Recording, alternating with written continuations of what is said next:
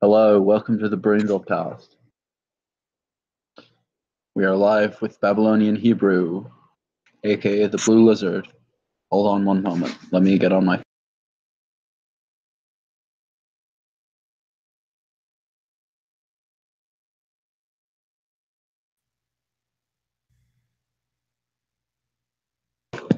Hello, welcome, analytical chick. Give me one moment, please.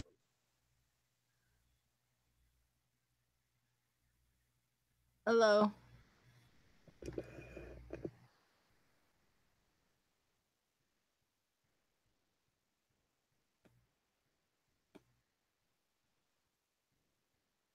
Hello, so this is the Babylonian Hebrew show. Hold on. Say something analytical? I'm here. Hello. Okay, cool. So yeah, sorry about all this noise. I'm going to try to log in from my phone. I want to see if there's anyone else who's willing to join me, maybe John Harris or anyone necessarily. Anyway, what's on your mind? What do you think of the whole stream? I'll see if I can get Duvid to join for. I thought David was going to bed.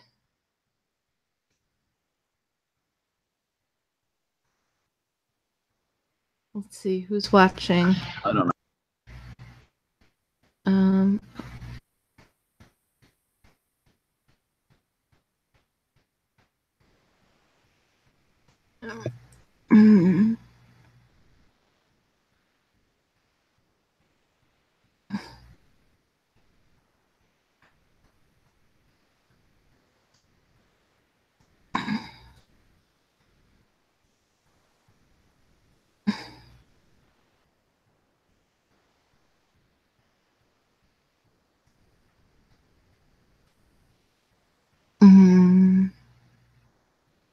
Oh, there's already 18 people here. Don't. I know there are. Don't. Show Bobs. Cause our milkers. Stop. Don't derail the conversation. All right. Anyway, let's see. I am going to try to log in from my phone, and I'm gonna join the conversation from there. Give me just 1 second, because my audio quality is bad because I'm on from my laptop. Just give me literally 1 second, everyone. Okay.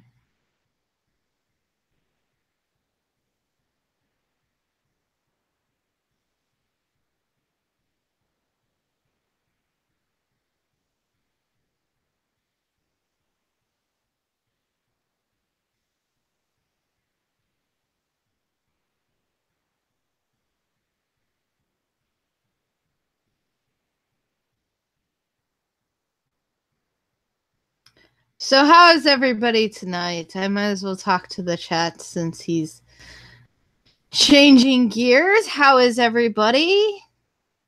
We've got Levi in the house. We've got Snug Plugs in the house. We've got Flavored Steam. I know this is really lame, but it's probably better than Dead Air. So, how are you, AC? Says John Harris. Hello. So, Brundle stream was a bit of a shit fiesta. I agree. Yeah, I think. What do you guys think of like Duvid basically admitting that like he was trying to insult Brundlefly? I thought that was pretty crazy. Do we have Babs yet? Yeah. Here I am. Okay, I was just trying to prevent dead air. So cool. Yeah. So I'm gonna look at the chat for a sec, real quick. Hold on. There's a Hobbs cast going on right now. Interesting. That voice.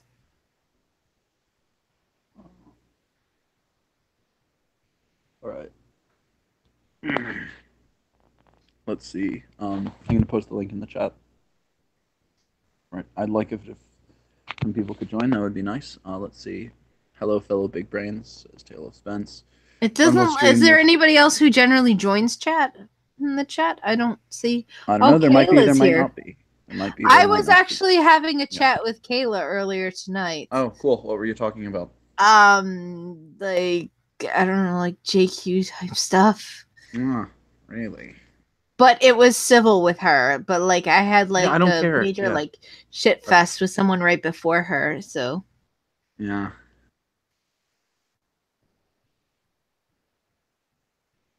So yeah, I was wondering like what the chat thought about what you call it? What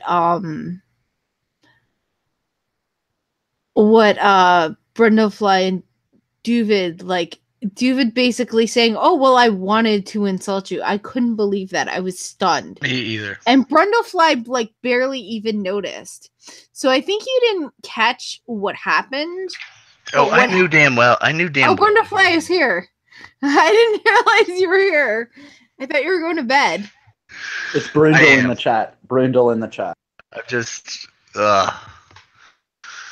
yeah, no, he just, no, I knew what he was doing. I mean, insult me or whatever. I think it's either, I don't know how to describe it. The point is, I almost don't let it. Mad for you. Well, you shouldn't be. I wouldn't really worry about it because it's kind of like, it's just sort of par for the course. Like Rodney, he did it, and Rodney messaged me. He's like, "What the fuck was that?" And I was like, "Oh, don't worry about him. He's just autistic."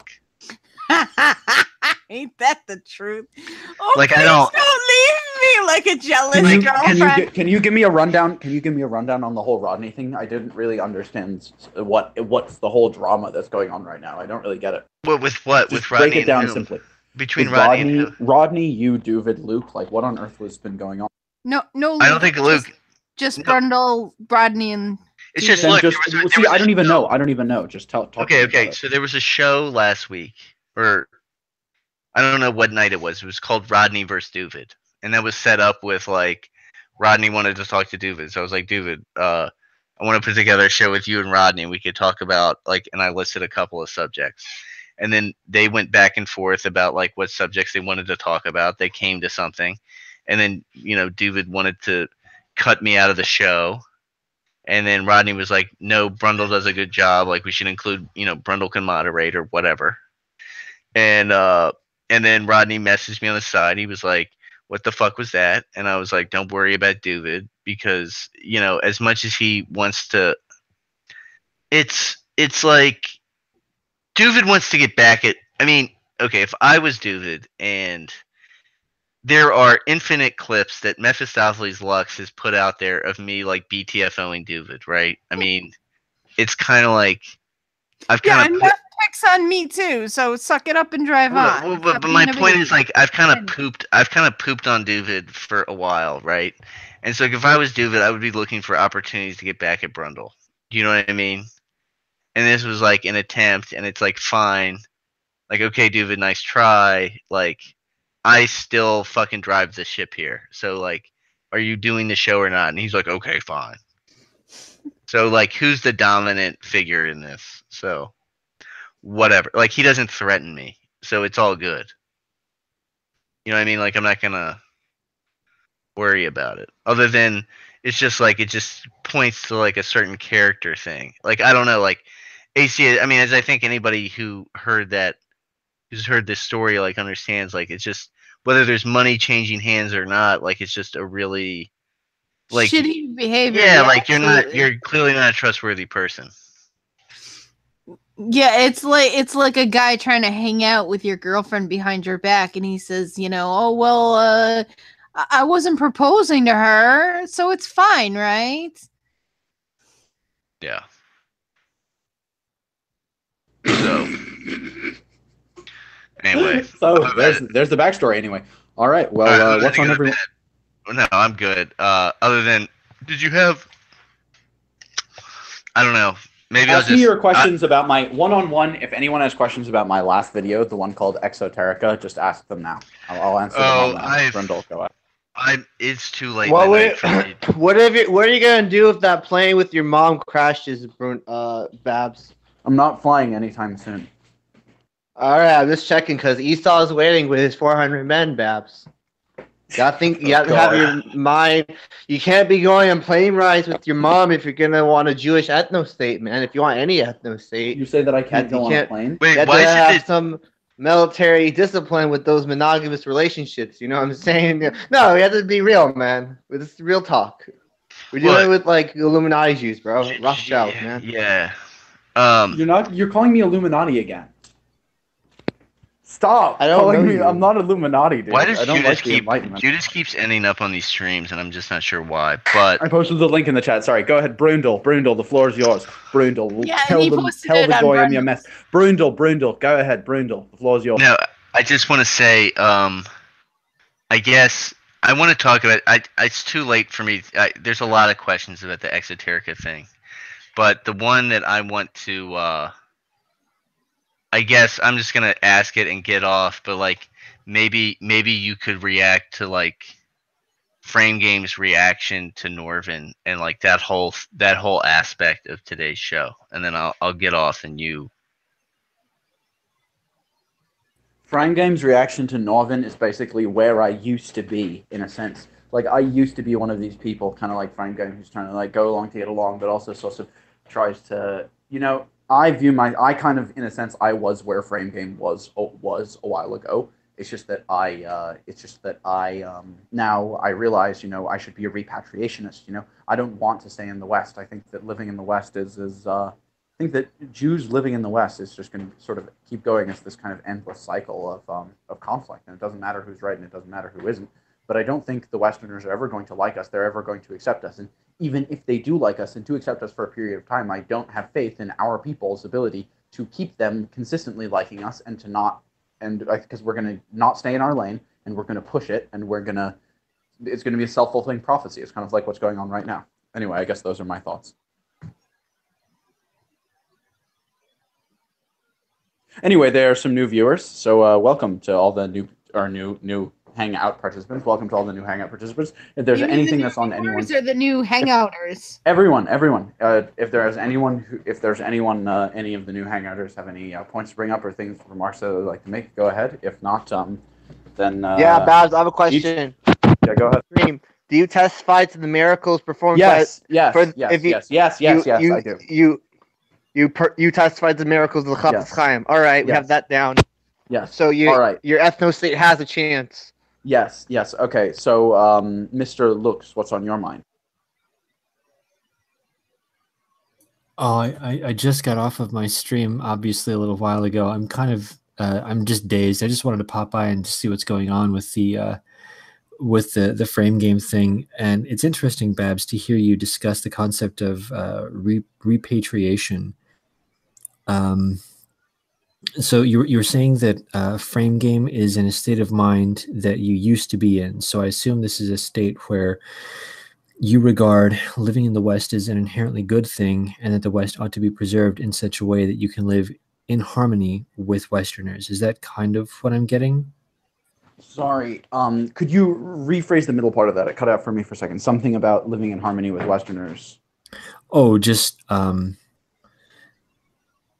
the angle, the direction that Frame Game is coming from, so far as I understand anyway, is that he wants to be able to live in the West as a Jewish person, more or less unperturbed by Western culture, in as much as him not assimilating fully into Western culture, but still enjoying the benefits of Western civilization in general, more or less as sort of from a symbiotic relationship standpoint, one that is viewed as being mutually beneficial. Is that kind of, am I getting that correct? Is that for Frame Game?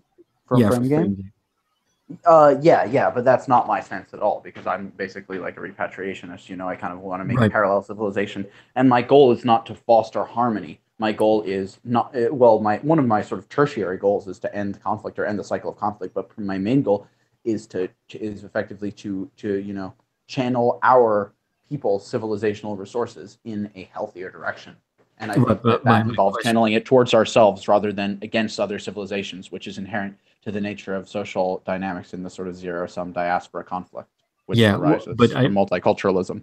Yeah, but I just wanted to make sure that that was your position earlier, though. Is that correct? It was my position earlier in my life, but quite a good while ago, and I was once like shocked, like, oh, how is it that these people aren't accepting me? But at the end of the day, it's like, why do you want to be accepted by Westerners? Like, I don't want to be accepted by Westerners. Why would you even want to be second-rate Westerners when you can be first-rate West Asians, when you can be first-rate Levantines, first-rate That's Middle so funny. Easterners, I love it. Why? It makes perfect sense to me. No, you no, know what no, I mean? Like, no. why would you want to play the Western man's game? Why would you want to? Yeah.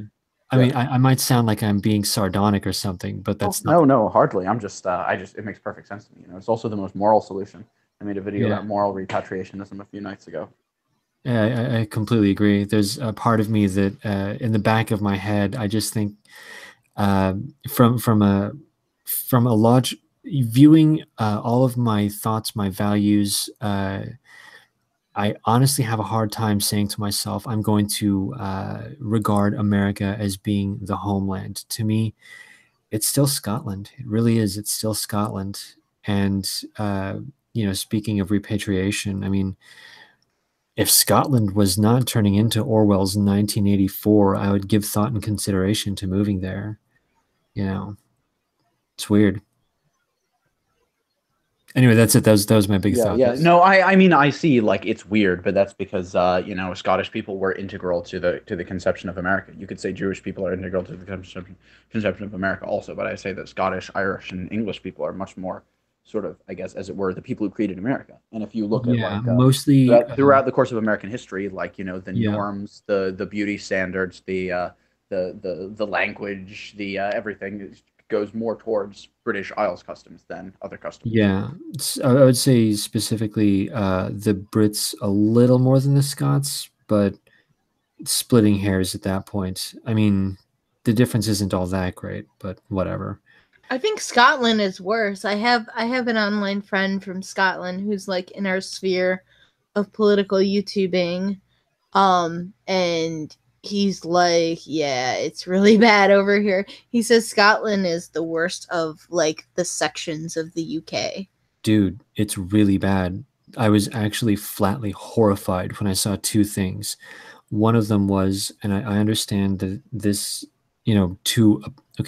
living in Los Angeles, coming out of a paused background, being surrounded by paused people, I just, by reflex, I always throw out qualifiers. I understand that I don't need to do that in this context, so this is me understanding that I didn't need to, and then making note that I know what a retard I sound like. Moving on.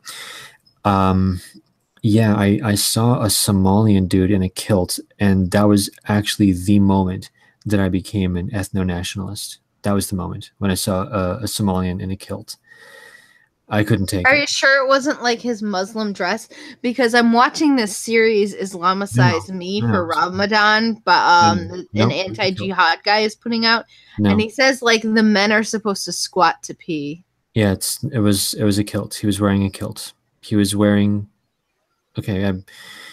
Because when I was a little kid, I was raised in a setting where maybe that's so he can rape the women easier.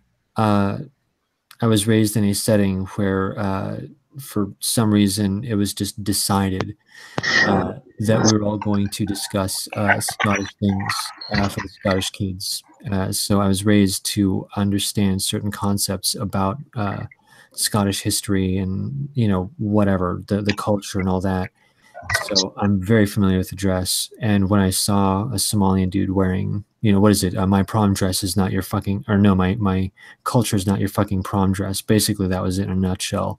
And in a weird way, that whole SJW thing of like respecting cultures, like in some strange way that actually did trigger me. It was a very strange thing. Very strange thing. Right. I wonder if maybe James has some thoughts because he keeps popping up. Oh, sorry. Can you hear me? Yes. Did you have something to add to the conversation? Oh, yeah, sure. I was in Glasgow and I saw a street, just to go with the whole Scotland vibe. I was in Glasgow and there was a street named after Nelson Mandela. And I just had no idea why. Because, like, why name a street in Scotland after Nelson Mandela other than just to sort of virtue signal, which seems to be what Scotland's all about now, sadly. And where are you from, James? I'm from New York. Oh, I should have Long Island or actual New York City or Brooklyn originally. I don't live there anymore, but it's where I'm originally from. What state do you live in now? Jersey. So kind of same thing. Yeah. Still a place where they talk like, a little different, New York and New Jersey and stuff like that. All right. Anyway, hold on one second. Unless you're from Manhattan or upstate, then you don't talk like that. Yeah. Anyway, hold on one sec. I wanted to. Someone said in a comment. Someone said something like. There's some comments in the chat that I want to respond to. Someone said, like, why do you dislike your tribe so much, or something like that? And no, I don't agree with that. I don't dislike my tribe. I think that I like my tribe the most, if anything, in a way. I think that, or not the most, but I mean, that's a big claim, but I think that what I want, my vision for my people, is healthier, more sustainable, and will lead to less conflict than a lot of the visions that are being espoused by the leadership of my people.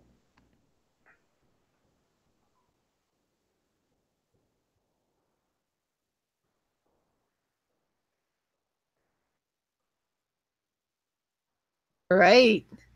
So this kilt, Eke. Oh my God. Eka. Eka, did you want to talk more about this guy in the kilt? Did you recognize the family tartan? No, it doesn't. It doesn't matter. The guy in the kilt specifically doesn't matter. I mean, Scotland's interesting, but Eshe, are there any other things that you have on your mind besides the Scottish story? You've been doing streams lately, burn after streaming. Have you ever thought about making some sort of more permanent stream? I'm thinking about it. Yeah, I'm still kind of learning the technology in general. I'm doing everything off of OBS right now, and I think what I'm going to have to start doing is figuring out how to modulate sound a little better, because I speak quiet naturally. Like even right now, I'm trying to speak semi-normal, but I'm pretty sure I'm really quiet. For reasons that I don't want to go into, because it's obnoxious, but whatever.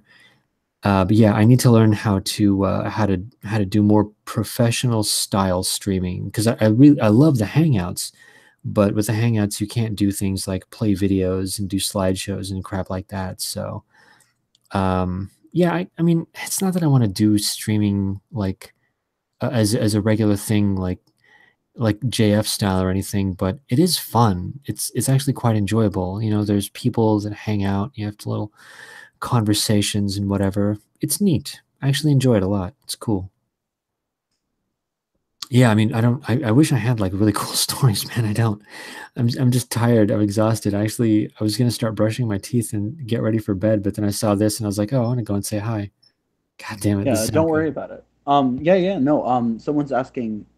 Someone's asking about your background. I guess maybe intellectually or in your family background or something. I don't know. Roughly cultured is asking, and he says that he's going to sub to your channel. So yeah, I recommend everyone go check out ECCELUX channel, as well as Mephistopheles Looks, another good channel. Oh yeah, let's see here. I don't see the question, but I'll give the quickest possible. Yeah, my background, I guess, is really boring. Like I was just a bookish kid that hung out indoors all the time. This is back in like the 80s. So yeah, I ended up getting a Nintendo. So I ditched school a lot. I hated school. I had no attention span for it. So like anything that I'm interested in, you can't get me off of it. And anything that I'm not interested in, like I just won't pay any attention to it. So I'm in a very peculiar position where I have a fairly broad amount of, rather, the subjects that I was interested in, they were pretty broad, and I kind of have, in my opinion, a shallow understanding of like a lot of things, and it gives the impression that I'm really smart and know a lot, but really I just have like a very wide breadth of general topics that I used to be interested in, and I can kind of get a gauge on like if I wanted to join in a conversation, I can more or less figure out how to interact with people on X, whatever it happens to be subject. So yeah, it's really weird, but that's my background. I read a lot of philosophy when I was younger because I didn't know what else to do with my life. Yeah, it's really weird. Like, And one time you got out of a traffic ticket using anarchist theory. oh yeah. It was pure anarchist thinking, and it worked. It was great. It actually taught me everything that I ever wanted to know about the Socratic method. If you ever want to learn the Socratic method, the first thing you do is try to get out of a parking ticket, and you'll learn very quickly how to employ. I mean, it took me about a year of studying it to figure out how to do it. But once you figure it out, it's great, and actually, it works great for trolling as well. Like, there have been several instances where I've been in a situation where I wanted to troll someone who I thought had a retarded political position, and all you have to do really is just adopt the Socratic method. The long and the short of it is you get them to commit to a position. Once they commit to a position, you just take them down by asking questions. Funny thing is, it's identical to critical theory. In critical theory, basically, you get your opponent to take a position that they value X, cultural whatever thing, and then you just call them retarded for having an arbitrary position. It's great. It's destructive, but it's great. Yeah, well, I mean, if anyone wants to see this, they can look at my video. It's called something like Esoteric Spoonerist Adventures, and they want to see more about the details of you recounting that ticket story. They should definitely go check it out. Anyway, welcome, Mr. Harris. What's on your mind? Oh, hello. I just wanted to talk a little bit, I guess, about what you guys were talking about earlier in regards to, I guess I wanted to expand on that interaction with your mom a little bit. Keep talking about that. So I kind of wanted to expand that into like the interactions and entanglements between Jewish culture and Gentile culture. And basically, I think, like, you've said this a couple different times, but I tend to think that Jews and Gentiles are like intertangled in a way, and we need to have a way for us to kind of slowly disentangle that as to have coherent identities for the both of us. Exactly.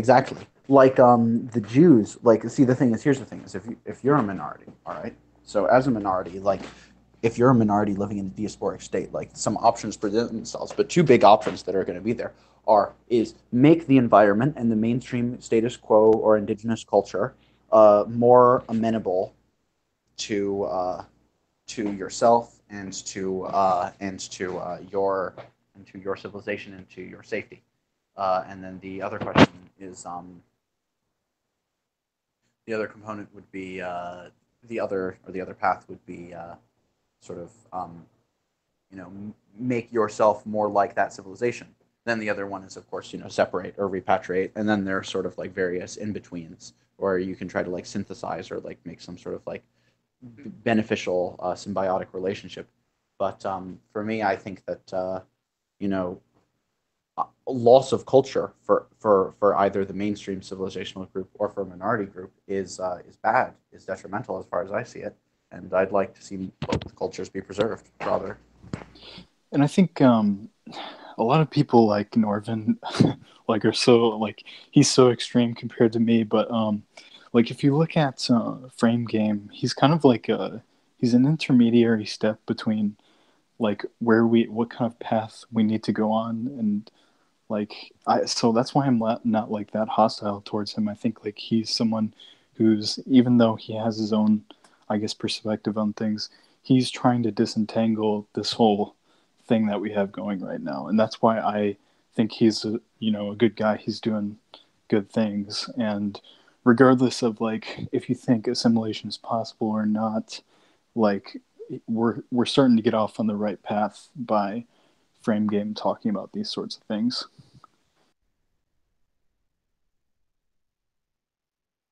Yeah, I mean, Frame Game's interesting, and I mean, I guess that is on the right path. But some also say, like Duvid and Norvin say, it's the worst path because Frame is like the subversive or whatever, or he's trying to blend the most in a sense.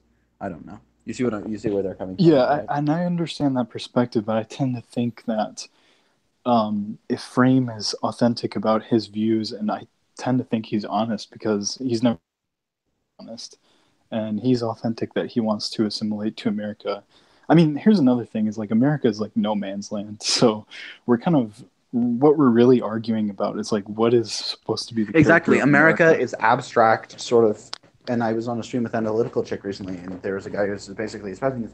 America, at least today, is abstract, sort of Enlightenment principle, and to the degree that there was the American narrative of, like, the implicitly European sort of colonist, pioneer, homesteader, etc.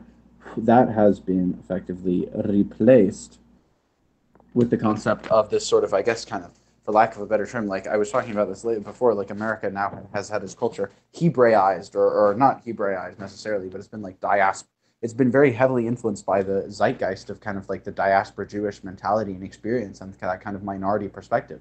And Jews have also kind of like led the way for other minorities to make America kind of like this different thing. And I mean, yes, while now today, America is more amenable to minority groups than it was in the past, this also means that, everyone is more, it's just sort of this kind of atomized situation, no one's really going to be happy in a civilization like this. It's kind of like a grand shopping mall with some vague abstract Enlightenment principles, and then this other narrative that's replaced the narrative, like the colonist, the pioneer, the man seeking freedom. Replacing that is the idea of coalition of the oppressed, sort of, people, it's the outsiders, it's the eccentrics, it's that sort of thing. You know what I mean? Yeah, and so I guess like that's why I'm not as hostile to, like, I know like I vehemently dislike multiculturalism as much as the next guy, but it's like that's why I'm not as hostile to Duvid as many other, I guess, pro-white Gentiles are, is because I see his point of view that America is like heading in this direction of multiculturalism, and so it's like, what are we going to do about that? Either like we have to get a grip on the situation now and like change immigration laws and all that, but I don't see that happening. So the other option is like we could do our own kind of repatriation, but that would be complex too because we're of mixed European heritage. So it's like, what do we do with that situation? Do we just say like, if you're like this, like your highest percentage European ethnic group, like you go back to that country or something like that, if you choose to. It's not like something that's going to be forced, but it's like I don't see America like as being some kind of ethno state in the future. I think that's LARPy. Yeah, exactly. Like I'm an Amerimut in like the purest sense of the word. I'm like 6 different European nationalities blended into one. So it's like if I was going to repatriate to Europe, where would I even go? Would I like just throw a dart at the map and then just move there? And like that to me is just the LARPiest thing ever, because like I'm not actually from any of those places and I'm not culturally tied to any of those places. But yet I don't feel culturally grounded in America either. So I just sort of feel like this kind of landless person. Which is an interesting parallel to the Jews in a way. And this is why I think we can relate to Jews so much, is because we're basically the European diaspora. And it's like we're like pre-Zionist Jews in a way. It's because we don't really have a place to call our own, really. But we could build that. I could see it happening. But it has to probably be in Europe, in my opinion. Like we have to find a way to make that, a viable option. Yeah, like personally, I feel very much like an Anglo, even though it's only about a quarter of my heritage. I probably also Britain is the only place in Europe I've actually physically been, so that helps too. But I don't know. I mean, if I were to just move to Britain, would that be authentic? I'm not sure. Well, it's almost like, I mean, Jews lived in Europe for like 2,000 years, right? And they moved back to Israel and they felt that it was authentic. So I think if, Europeans left Europe like 500 years ago, it would be authentic for us to go back so long as we have the understanding that we're going back to return to the original culture that we're most made up of, I guess. Now it's something that they should, like Europeans want to stay pure and whatnot, and I understand that, But like on the other hand, they have to realize that they are also in a situation where in 30, 40, 50 years, they could become the new America. So it's like they have to kind of look at us and say like, okay, well, do we prefer like losing a little bit of our Englishness to take in some Americans, or is it like we're just going to become, you know, multicultural or whatever too? So I mean, maybe I'm creating a false dichotomy. Like maybe it's possible for like truly English nationalism to happen and all these things, but if you look at like people in Europe, a lot of them like they tend to be mixed also. Like I know of very few people, like I've talked to many Europeans, and I know of very few Europeans that are just one thing. Like there's a lot of people in, for example, Germany who are part Polish and things like that, but they are still an authentic German.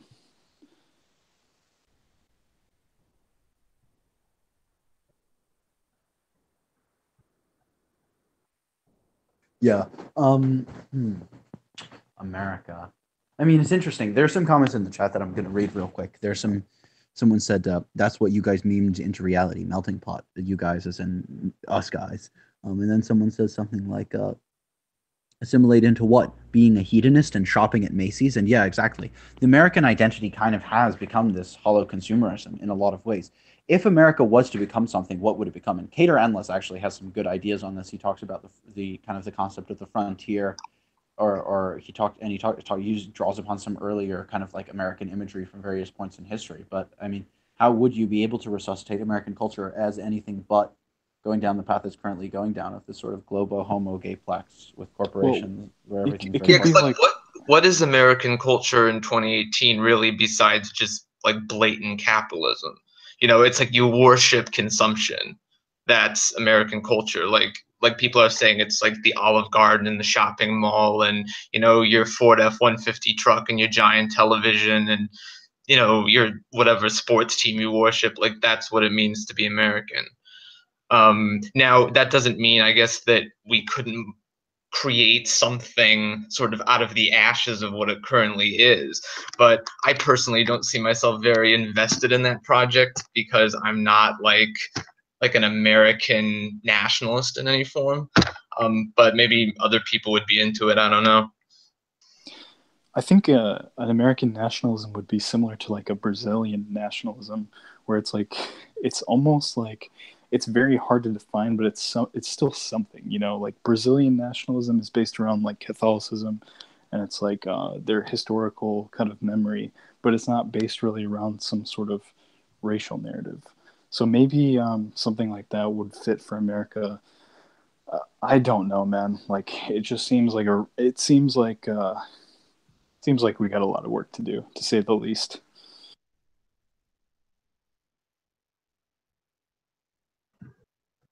Yeah, like if we had, I think Brazil is something like 70% Catholic.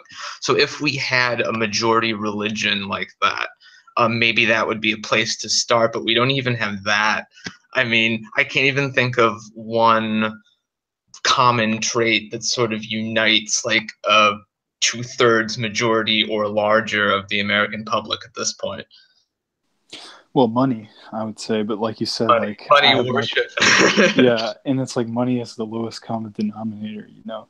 And I was talking about that with Babs, like capitalism creates greed. So if we have a culture based around capitalism, we have a fundamentally anti-social culture in a way. And I don't mean to say like I'm a communist or a socialist or anything like that. I'm just saying like the hyper-capitalist model is it's not good either.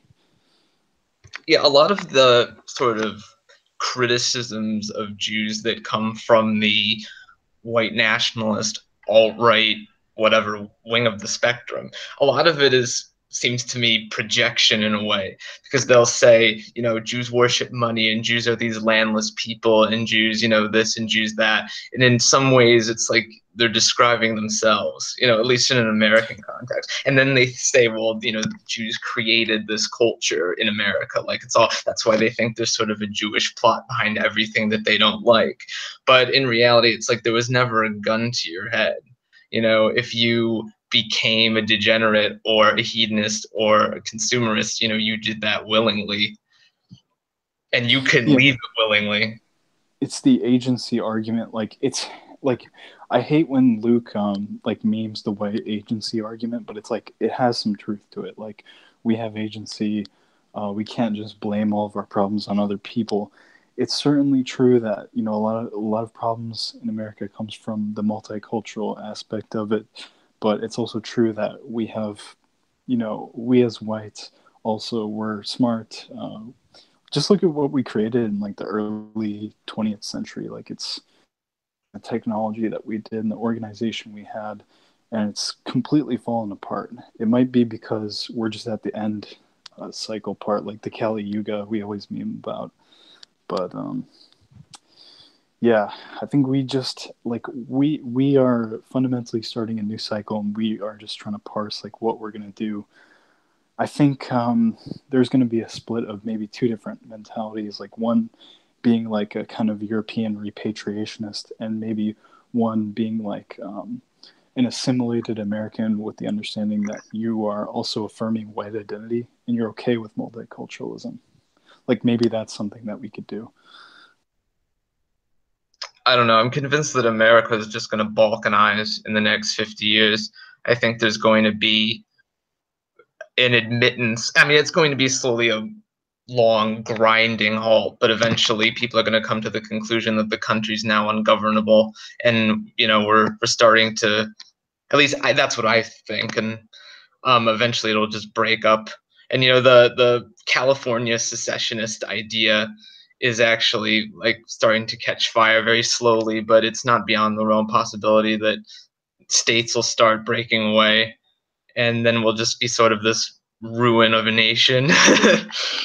Well, if we say like, I think the California thing's like possible, but if we were to say like California broke off, we would still have like multiculturalism, man. Like it's like the only way we wouldn't is like in the Midwest, and even like that, it wouldn't even be geopolitically smart to do that. Like to balkanize, like this is totally bad news for us. We get controlled by like greater powers. So like I don't see balkanization as an option.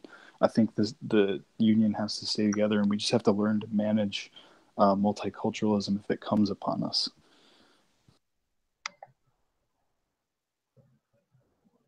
It's difficult though to argue. I don't know. I don't see multiculturalism as really an escapable thing in America. I mean, people seem to think that they can somehow remove themselves from it.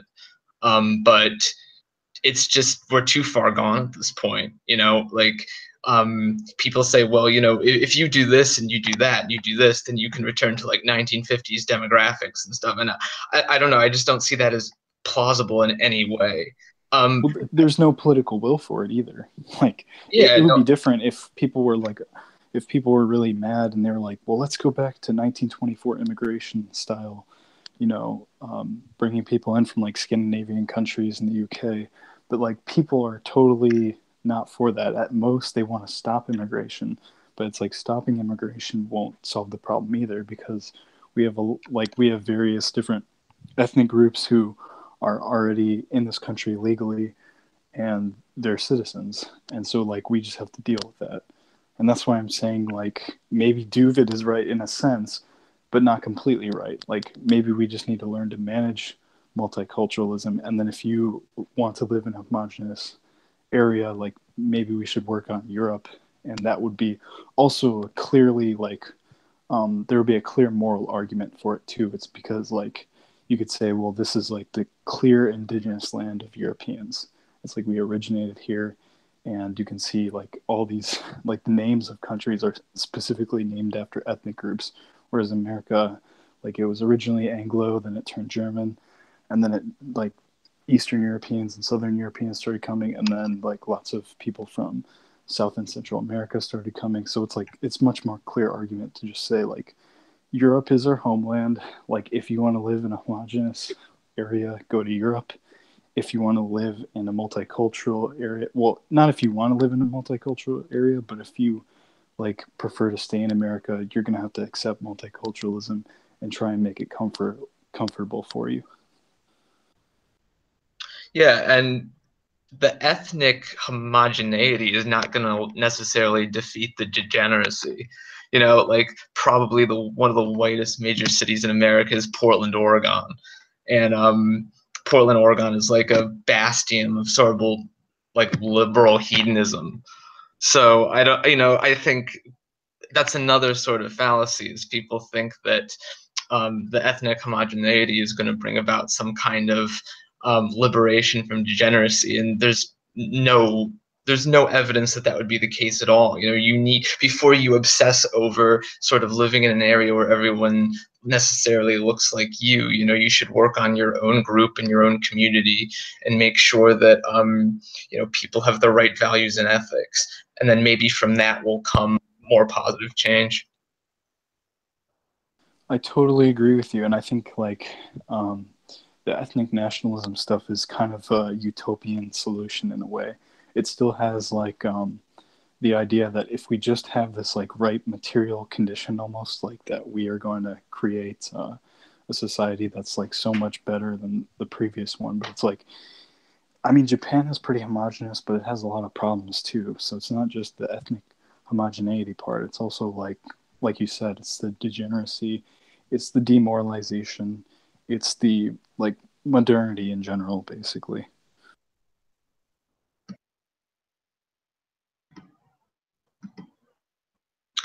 Yeah, like we got to get people. I think working on the family is sort of the place to start. Like, because you mentioned Japan. Japan, the birth rate is what, like 1.2 children, and they're facing complete like demographic collapse. And we need to work on just prioritizing family life, prioritizing more traditional, more traditional dating, couples staying together, people, actually making marriage the goal and having children the goal and child rearing the goal. And that will solve demographic problems by itself, because then the birth rate will go up. And that's for everybody, including, Jewish people, because I think, don't Jews have some kind of intermarriage rate of like 80% or something? So that's something like they need to work on too, I would think. I mean, like Babs and Jews can speak for that, but yeah, I think it's largely like a diaspora phenomenon, Babs would probably say. But yeah, man, I definitely agree with you. I think like the first place that we should start is I guess Babs left. I guess the first place that we should start is like traditional values. And I also think like a good place to start is like, I'm going to connect this to what I was talking about earlier. Like with frame games, like just saying, okay, well, white people have interests. It's okay to say that we have interests. We're a group of people. It's okay to relate to other white people and say like, I might be a little bit closer because we have a shared culture and ethnic group than say just a random like Somali person that comes to our country or whatever. Like similar to how other groups do, like Black Americans have their own culture and they have their own interests. Sorry, I just realized my microphone hasn't been working this entire time. I've been trying to cut in. Oh yeah, don't worry about it. Yeah. Yeah, you kept popping up, like no words came out. Yeah, hold on one second. So I just wanted to say there's a comment in the chat from a Korean gentleman that I thought was worth reading about America. There are a few. Free enterprise on steroids. American globalization is gay and deracinating in general. If you worship American ideals at the founding, you just worship the pursuit of happiness, of which the logical conclusion, the logical outcome, is free enterprise and consumer degeneracy of the 21st century, to be honest. And then he says that Europeans' first sin was to uproot themselves, and in turn to uproot the rest of the world with them for their beloved free enterprise. How would you feel about the comments from this Korean gentleman? I think it's an Anglo thing, to be honest. I mean, I don't want to place it all on them, but I certainly think that the Anglo elites, they were the first people to say, like, let's just do global capitalism, basically. And they were the people who, like, who largely, I guess, got into relations with diaspora Hebraic people. And that kind of entanglement happened, and we see the product of it, I guess.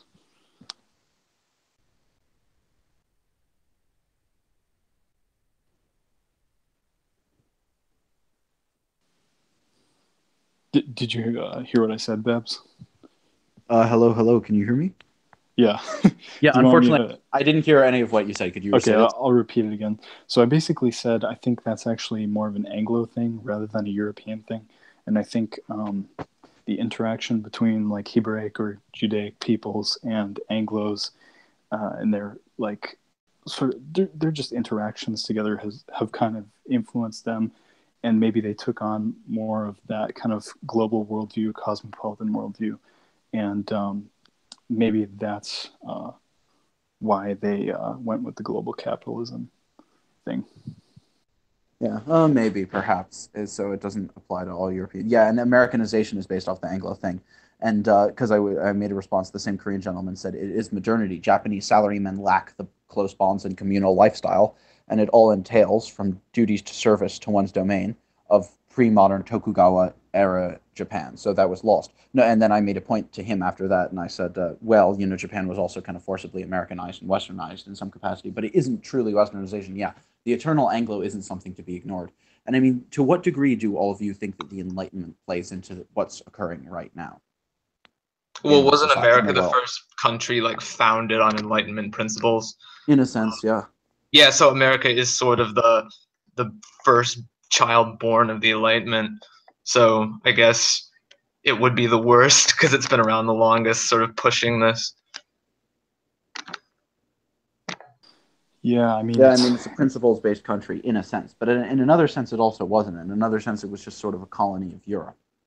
It's interesting, and I think that deliberately, peoples who haven't necessarily fit into that model, for instance, my people, have pushed the degree to which America is this kind of principles-based, enlightenment-based thing, and then also altered the narrative a bit from it being sort of like a freedom colonial thing to be from it being more about like freedom to pursue like homesteading and making your own little village or whatever and worship your own form of Christianity. Change it from that to like pursuing queer theater performances or something like that. But it's like it's like certain aspects of it have been pushed, and now the sort of more enlightenment kind of pure principles based and freedom and pursuit aspect has been sort of pushed and taken to its, again, like the Korean gentleman in the chat says, to its logical conclusion. And South Korea is also sort of a little American child as well. Yeah, well, it's become sort of an American. It's got the whole American capitalist thing going on, yeah, to a degree, Americanization. Yeah, and 1776 is even before the French Revolution, which is another thing he points out in the chat.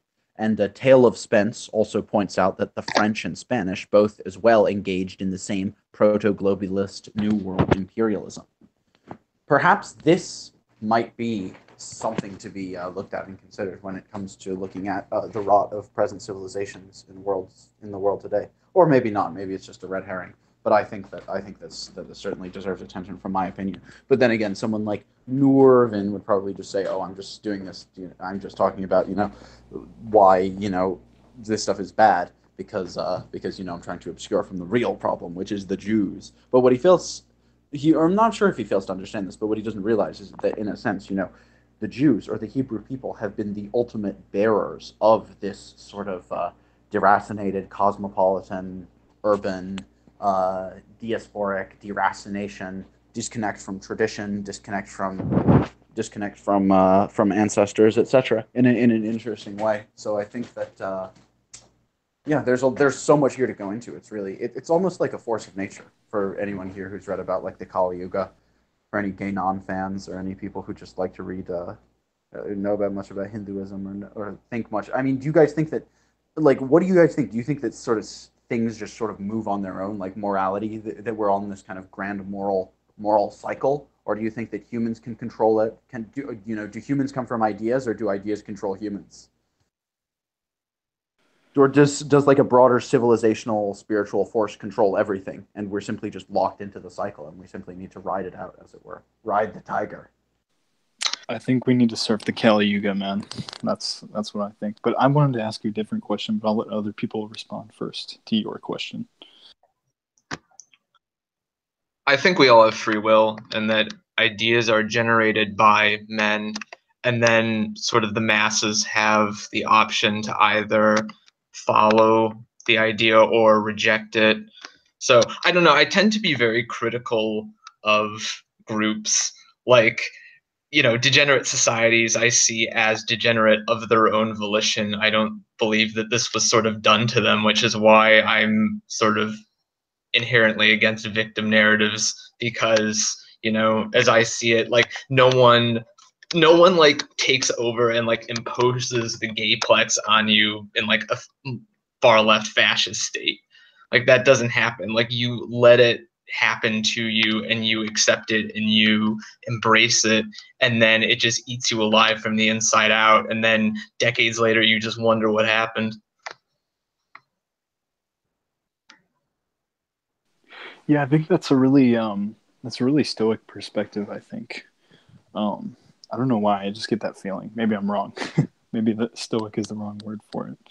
But Babs, I wanted to ask you, like, as an outsider, what do you think of the idea of, I guess, European peoples in North America repatriating themselves to various different European countries? Because Probably I know good. Probably good. I mean, I don't want to be like defeatist and black pill and whatnot, but I think that, it's like I always say, it would make these countries respectively stronger if you really do want to. And I mean, really, your family, your ancestors. I mean, I'm repatriating. I have a repatriation stance. I think that everyone should generally repatriate.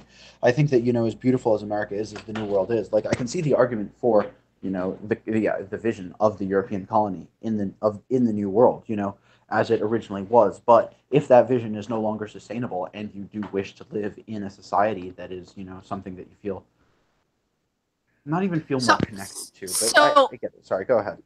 How does one decide where to repatriate themselves to? I mean, That's a great question. German, quarter Irish, quarter English, and I definitely herein lies the problem. Not going to Germany. Yeah, herein lies the problem.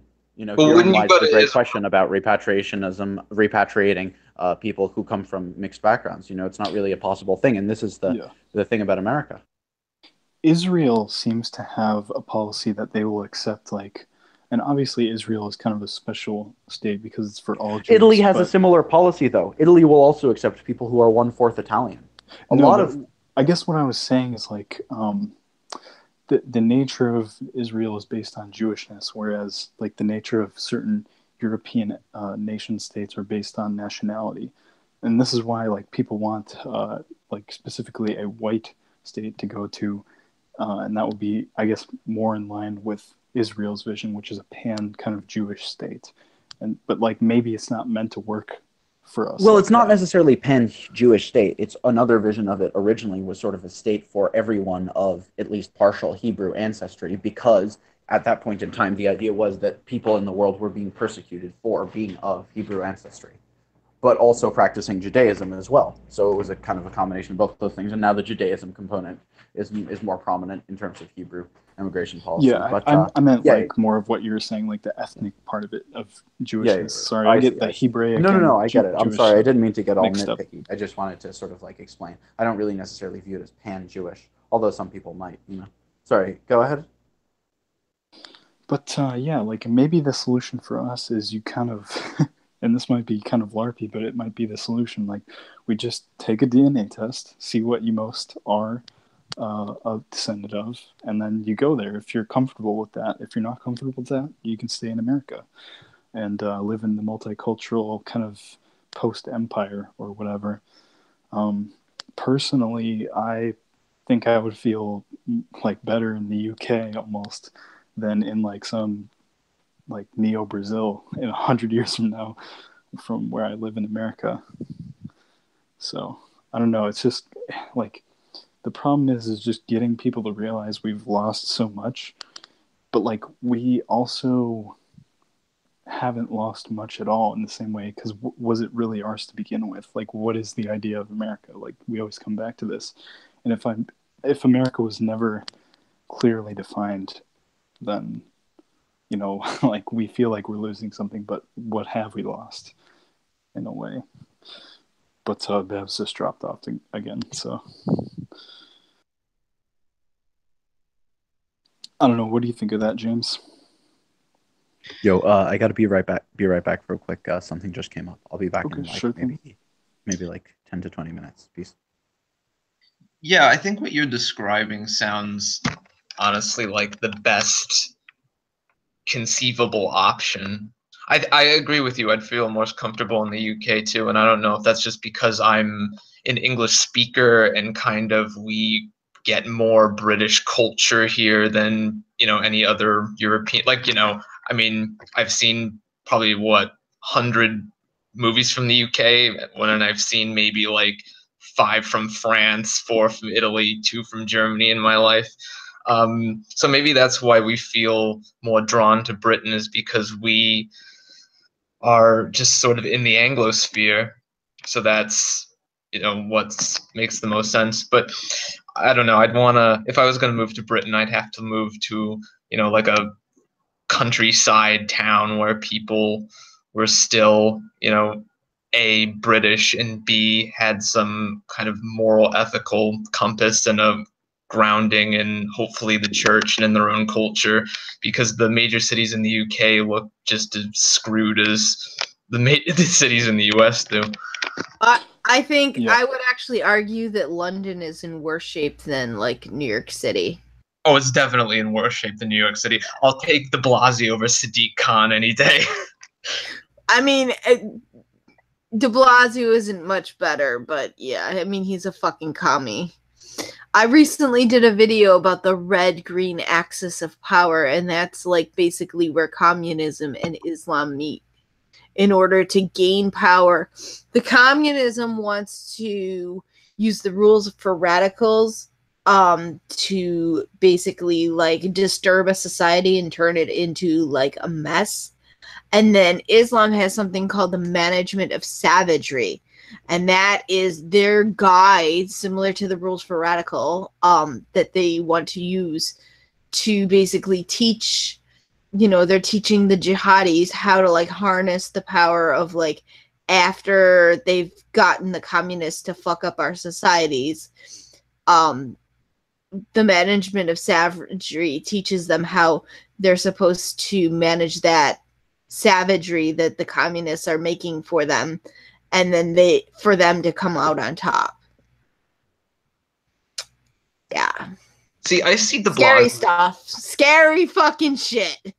I see de Blasio as like, he lives in Park Slope, and he's kind of, I think he's a fake communist. Like, he's a communist, but he's a fake communist. Like, he'll only let it go so far. Where, you know, if like, you know, the mobs actually like march on Park Slope, he'd, you know, fucking backpedal and like go into his bunker and like reverse all his decisions. I don't really see him as a true I don't know leader. about that. He's in bed with, you know, the Muslims and the communists.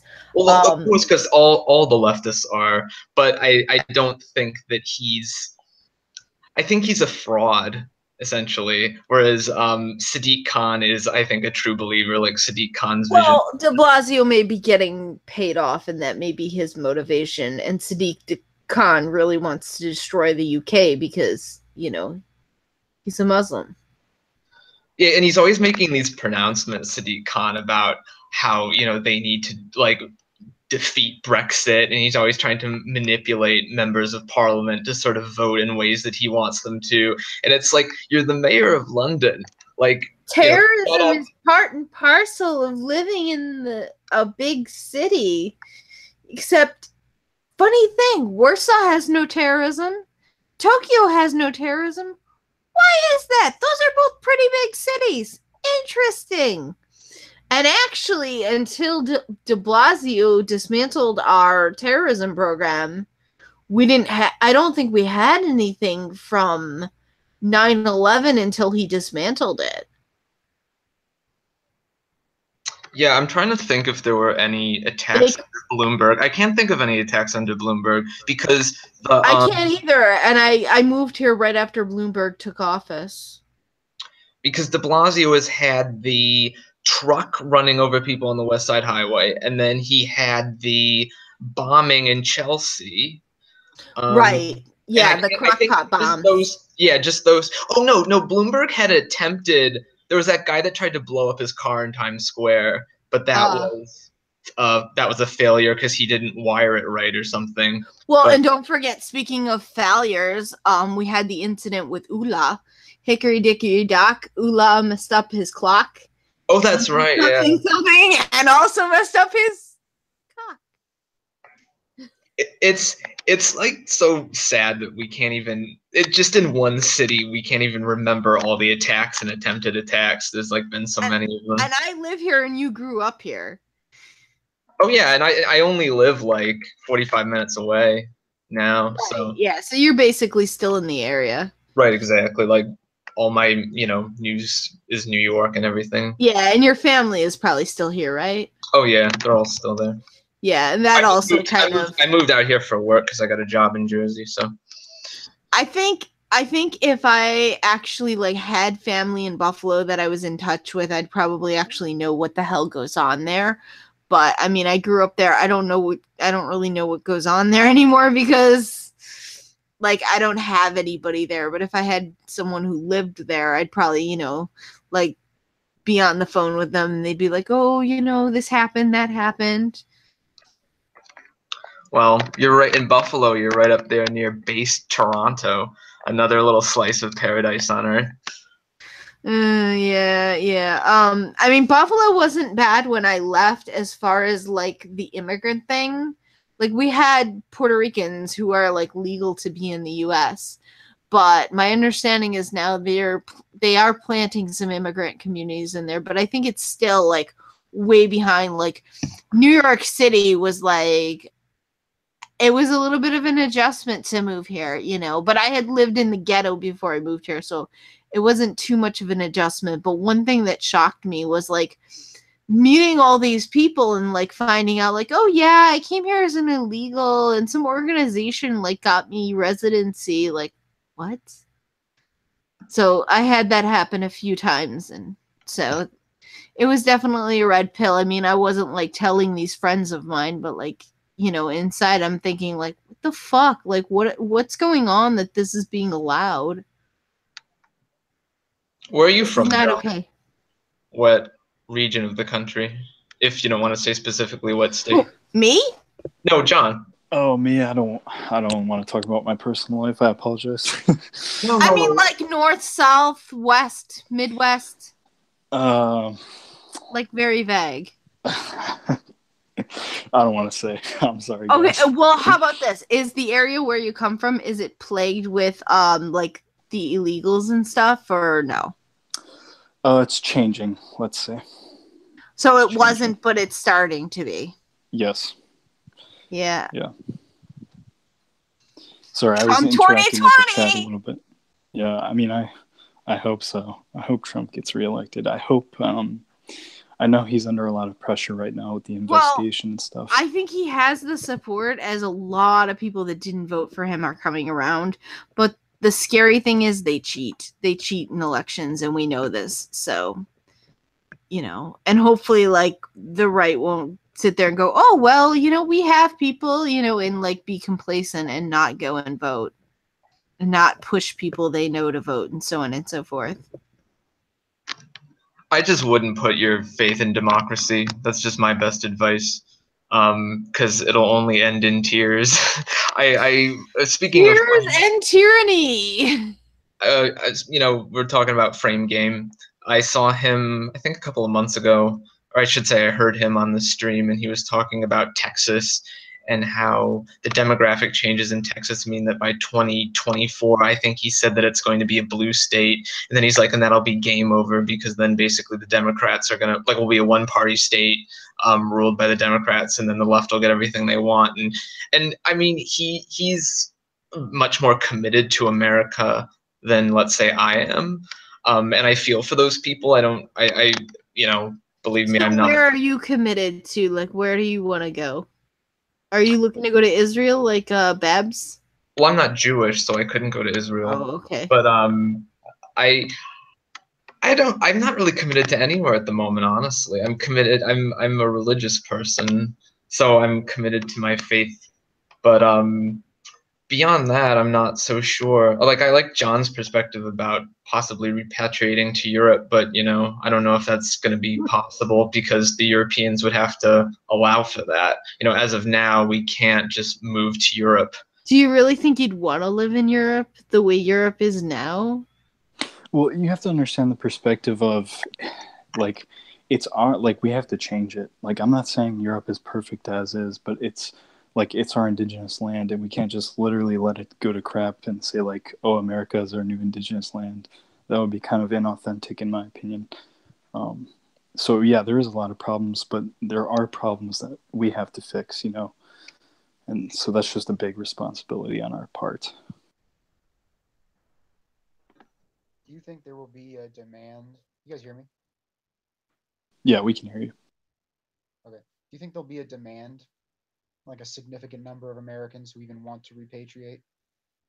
I was talking to somebody in the fear is just a slow death, and a mostly Hispanic America with a white Jewish and a small white Jewish and Chinese elite that functions reasonably well, and whites just kind of die out and Europe becomes Islamic.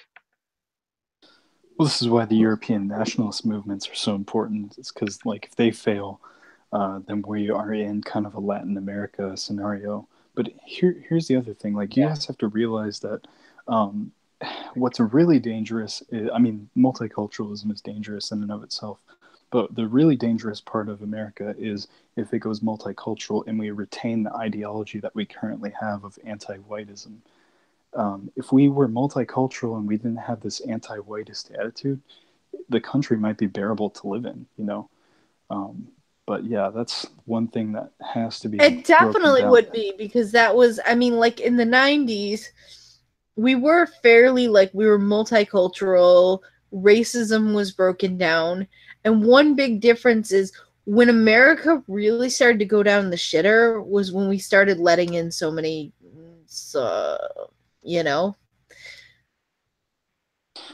Yeah, like Central Americans, illegals. I was thinking more the, the peaceful people, wink, wink, nod, nod, nudge, nudge. Oh, okay. You mean the religion of peace? Yes. I don't know. I think they... A piece of this car over here, a piece of this guy over there. I don't, here's the thing. It's like most... Maybe I'm a cuck on the Muslim question, but it's like... I tend to think like most Muslims in the world, they have a certain... Stop. I think that's a superficial analysis. He's back! Hello. Yeah, I'm back just for 1 second. I'm gonna have to go in just a second, then I'll be back after that. Yeah, as soon as I mentioned the reason why I say superficial analysis. I'm here. No. I'm something to say. Stop. I just want to make my point. The reason why I say superficial analysis is because it's like, people see the explosions on the news, stuff like that. But it's like, what was the mentality that allowed people to let people in under these circumstances? Maybe it's even being too trusting, something like that. But the point is, there have always been people looking to do harm from every civilization throughout history. You know what it's like? Simply, I think looking internally might be better than looking externally. But at the same time, I see what you're saying. When was the last time we had a Jewish suicide bomber? Suicide bombers? No, but minor effect. That's just because suicide bombing tends to be Judaism is more of like a religion that focuses on like this present life, whereas it's obviously like Islam typically is associated with suicide bombings because it's like they believe they have this whole thing connected to it. But I'm just talking about people doing harm and terrorism more generally, or like any kind of like I'm not saying like I might even say like, yeah, Islam does obviously like the most terrorism in this day and age. Like, sure, who cares? Like, no, not who cares, but like I get it. But the point is, someone let them in knowing this. So it's like touche. Analytical check. It's like people see like a big explosion on the news and they're like, oh, that explosion, bad people made that explosion, and then sort of beginning to extrapolate from there, and that's like that makes sense. But it's like you need to really sort of think back and understand the context under which these things are happening. You know what I mean? I guess, or maybe that's just... Well, it's also a specific group of people like in Islam. Like you never see Shia suicide bombers. It's always Sunni radical Wahhabist types. I don't know if that's necessarily true because Well, and particularly in the West, maybe not in Israel, but like I right. haven't ever heard of a Shia suicide bomber in the West. Well, Like, I think I the don't think I've main heard of reason one. also is the proportions. I mean, Sunni is 90% and Shia is like less than 10%. Because the Okay, but remaining everything, you know, is another. So Sunni is 90%. The remainder is 10%. Of that, the largest portion is Shia, but you still have you have Ahmadi and all these other ones. So I don't know what their portion is, like what, maybe 5% or 8%, but it's less than 10. But it's like, for example, like Bashar al-Assad is a Muslim. He doesn't like. There's a Syrian He's Arab a secular army. Muslim. He's not Yeah, but really I a mean, Muslim. like the Syrian Just like Arab army. until like, recently, a lot of Turks were secular Muslims, but now they're all getting radicalized. Well, I mean, I guess the question would be then, like, under the Ottoman Empire, did like Turkish soldiers like blow themselves up for Islam? Like, I Well, don't the know. I think Ottoman this is Empire was basically Christian, I think. No? Oh, the Ottoman Empire was Islamic. It had large Christian and Jewish, like dhimmi populations, but it was under Islamic rule. With the Turks as sort of being the main ethnic group that controlled it. But the reason why Turkey is abandoning secularism for Islam is because for decades and decades the Turks wanted to be European, and sort of joining the European Union was their goal, and they saw the way to do that as becoming more secular so that the Europeans would see them as kind of fellow travelers on the road to liberalism. But then in recent decades under their current president Erdogan, they seem to think that Europe is nothing they want to be a part of, and they are re-embracing their sort of Islamic past. And like, I don't really have a problem with that because, you know, it's their country, their destiny. They can do whatever they want. Yeah, until like they start killing everybody else, and then it might be a problem. Well, it's like in any form of extreme nationalism, like religious or secular, there's going to be like a supremacist group of people who do crazy stuff. Like that's just almost inevitable because people tend to be crazy. Like you just have those people. When was the last time we had crazy Christians doing something? What has crazy Christians done? What have crazy Jews done? We know well, that I mean, there are actually. How about radical Hindus? Do you know? Like I'm a Christian. There are plenty of crazy Christians who have done shit. Maybe less so because the religion is based more on peace and love and things like that. But like, if you're talking about like white people in general, like there are definitely extremists on the alt-right and people like that. Extremists how? I mean, I know the left calls the alt-right extremists, but like what have they actually done? Well, clearly not that much because there's not that many of them. I'm just trying to say, like, my general point is that there can be extremists in every group. Islam tends to have more of them, I would say, but I wouldn't say Islam as a religion creates extremists. I think it's kind of they actively do.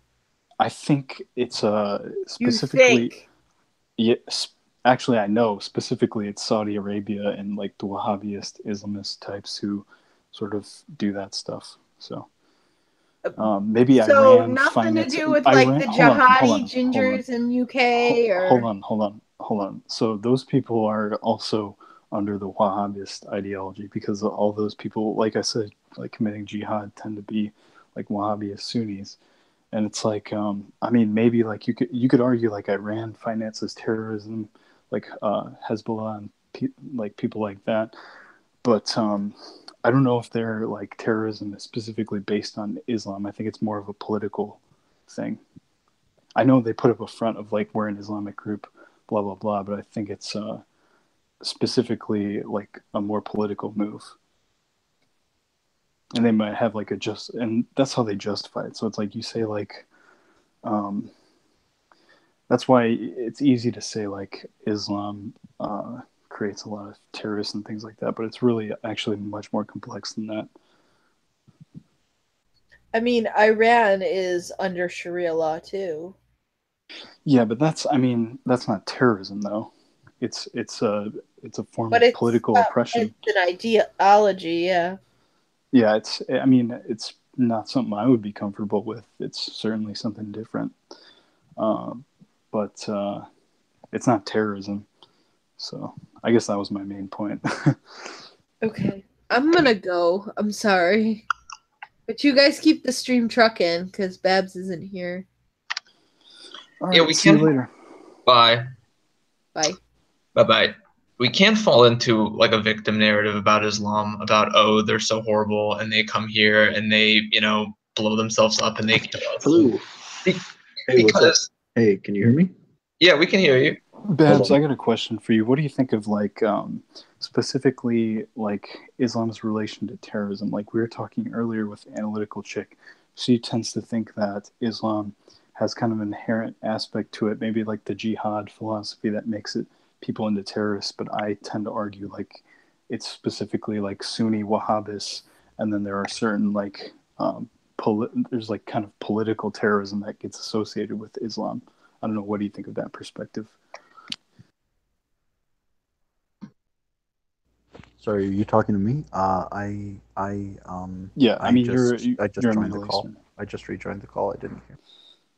Yeah, we were basically just talking about Islam and we were discussing whether or not, the Analytical Chick seems to think that Islam is just like this inherently violent religion that just goes around killing people. And John's perspective, in a way, it kind of sort of is, but it's like, who cares? Like there are a lot of things that are inherently, like it's like the only problem that I have with Islam is the fact that in a sense it's kind of like, it's this foreign civilization that desires to colonize me and it's supremacist and it wishes to imperialize upon me and my people and turn us into jimmies who pay jizya.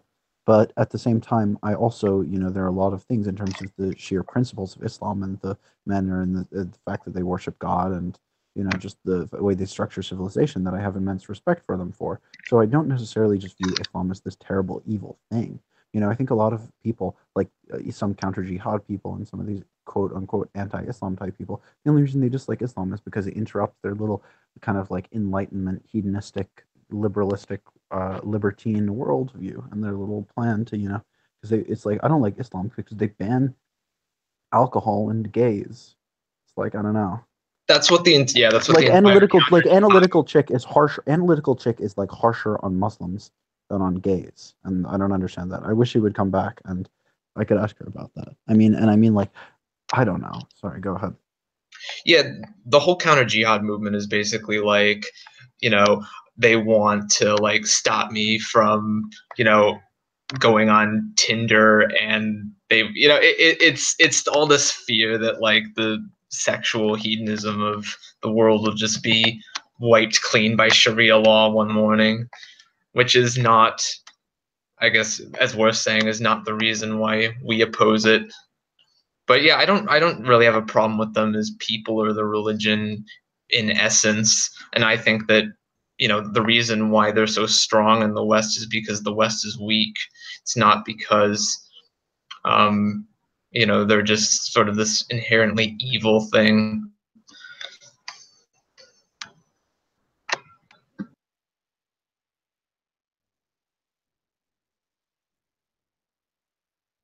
Kate Endless points out that that one of the first conflicts America had, if not the first foreign conflict America ever had, was the Barbary was the war against the Barbary Coast, which was primarily Islamic, but there were some, I think, a few Jews in there as well. There were also a few Sephardic and North African Jews in America at this time as well. And then someone says, "I don't fault the Muslims for conquering. I just want us to take our own side," and this is precisely how I feel. I feel this way about both the Muslims and the Arabs in regards to plenty of the, the Ashkenazi Jews who don't wish for us to take our own side in regards to the Middle East situation. By the way, my computer just died, so I need to be right back because I need to go plug it into the power structure. Be right back. But yeah, I kind of had a period of time when I was into the Sam Harris like counter jihad thing. I think what kind of got me over it is realizing that yes, there are some definitely bad things happening in those places, but it's like I think it tends to get over exaggerated. I mean, it certainly is true that there are like Sunni Wahhabist extremists that will commit terrorism, but like I said, I tend to think like if you view the whole Middle East and Islamic religion as something that's simply like, I don't know, maybe it is a little bit inherently violent, but it's certainly not as violent as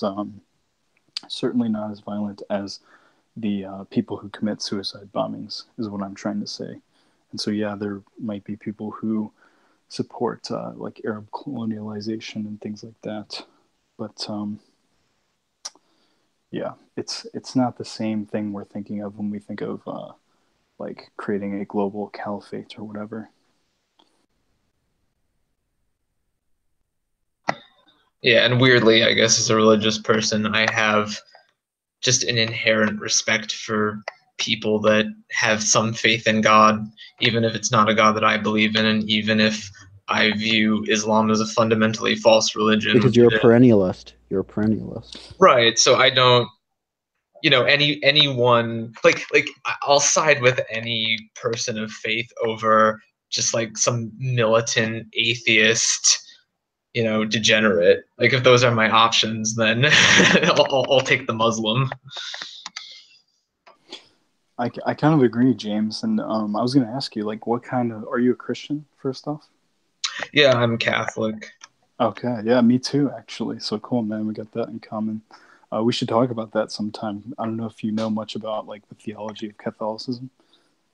Yeah, I was raised in it. And then I was an atheist for a long time in my sort of dark period. And then I got into like Russian Orthodoxy for a period, and then I decided that like I couldn't just magically become Russian, like I couldn't like LARP as an Orthodox, so I left that and returned to Catholicism. So I've been practicing Catholic again for about a year. It's really funny that you mentioned that, because like I obviously have an Orthodox icon as my profile picture. I'm like kind of like I'm starting to reemerge into Christianity, and I was raised Catholic, but I'm kind of looking at Orthodox a little bit. But maybe I just need to skip that step and just get right to Catholicism, like I was meant to be. You know what I mean? But hey, I would definitely recommend, if you're interested in Orthodoxy, I would definitely recommend going to like a divine liturgy and just experiencing it. It's a beautiful religion, and the divine liturgy is like a really impressive form of worship. But I couldn't become Russian, and when you're in it, you realize how much the ethnicity matters to them, and how much the history of sort of the Russian people and their ancestors and stuff matter as part of the religion. Apparently, out in the West Coast, there's some like pretty major Orthodox churches that are majority convert, so they don't have that vibe, and that you can go there and that basically everyone's was raised something else. So it's sort of Orthodoxy without the ethno-supremacist component. But on the East Coast, at least where I am, basically all the churches are very still held into like the old country mindset. Yeah, Greek or Russian. Right, Greek or Russian, or exactly. Ukrainian or whatever. Welcome to the call, Mr. Endless. Yeah, I went after the Russian because they still do some of their liturgies are in English. But yeah, I ended up going back to Catholicism, and I'm happy with it. Yeah, we have an eerily similar story in a way, because I was an atheist for like 5 years. So that's cool, man. That's cool. But yeah, we should talk about it. Yeah, we should. Yeah. Oh, I'd like that. Yeah. Are you? I guess you don't have to dox if you don't want to, but are you like Irish Catholic, or like Italy, France? Like, what kind of ethnic background do you come from? English. I'm English, Irish, Polish that I know of, and then some other Slavic ancestries as well. I'm not sure.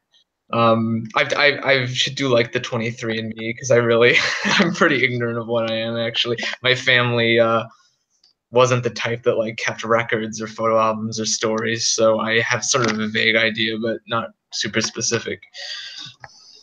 Yeah, I'm mostly Northwest European with a tad bit of Southern European. So that's me, I guess. Very nice. Cater, what are you thinking tonight? Yeah, Cater, you were having some thoughts on Islam. It seems like you know a bit more about Islamic theology, since Well, I'm currently rereading the Quran. Actually, I have a copy hit right. us with some knowledge, dude. What's your opinion? What's your perspective? Well, I was just going to say that it is inherently violent, but only in the latter portions of the book. In the beginning, it's primarily in injunctions of what not to do and how best to worship and how to be upright and so on and so forth. And it's quite peaceable, but the later passages tend to become much more sanguine about violence, where there's a lot of the recurring theme is fire. They will be consumed by fire. They will be cast into the great fire, and so etc. and so on and so forth. And so, Gehenna.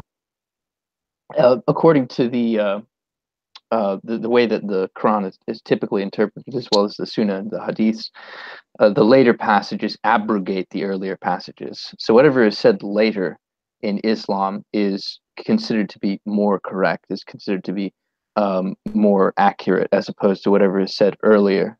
And that's that tends to be why the people that so like the anti-jihad people, the Pamela Geller types and whatnot, a lot of the stuff they say is true, insofar as they're talking about people who follow the doctrine of abrogation. I mean, it's true, and I can, yeah, I mean, and that makes sense. That makes sense. I've only read sort of like the first fourth of the Quran, so I'm not too well versed. But it's like it's kind of repetitive. The main critique that I have about this kind of jihad people really is just that it's boomer cringe, basically. I couldn't hear what you said. It's boomer cringe. Oh, I mean, sometimes I just seen somebody posted online that said saying the word cringe is one of the most cringy things somebody can do. Yeah, whatever. Well, you know what I mean. You know what I mean, right? Sometimes I do. I think I know what you mean. Like it's, like, well, they'll put aside every single problem that's happening in America and be like, it's the Muslims. We need to go stop those crazy sand people from blowing up your Ford Focus in particular. Yeah.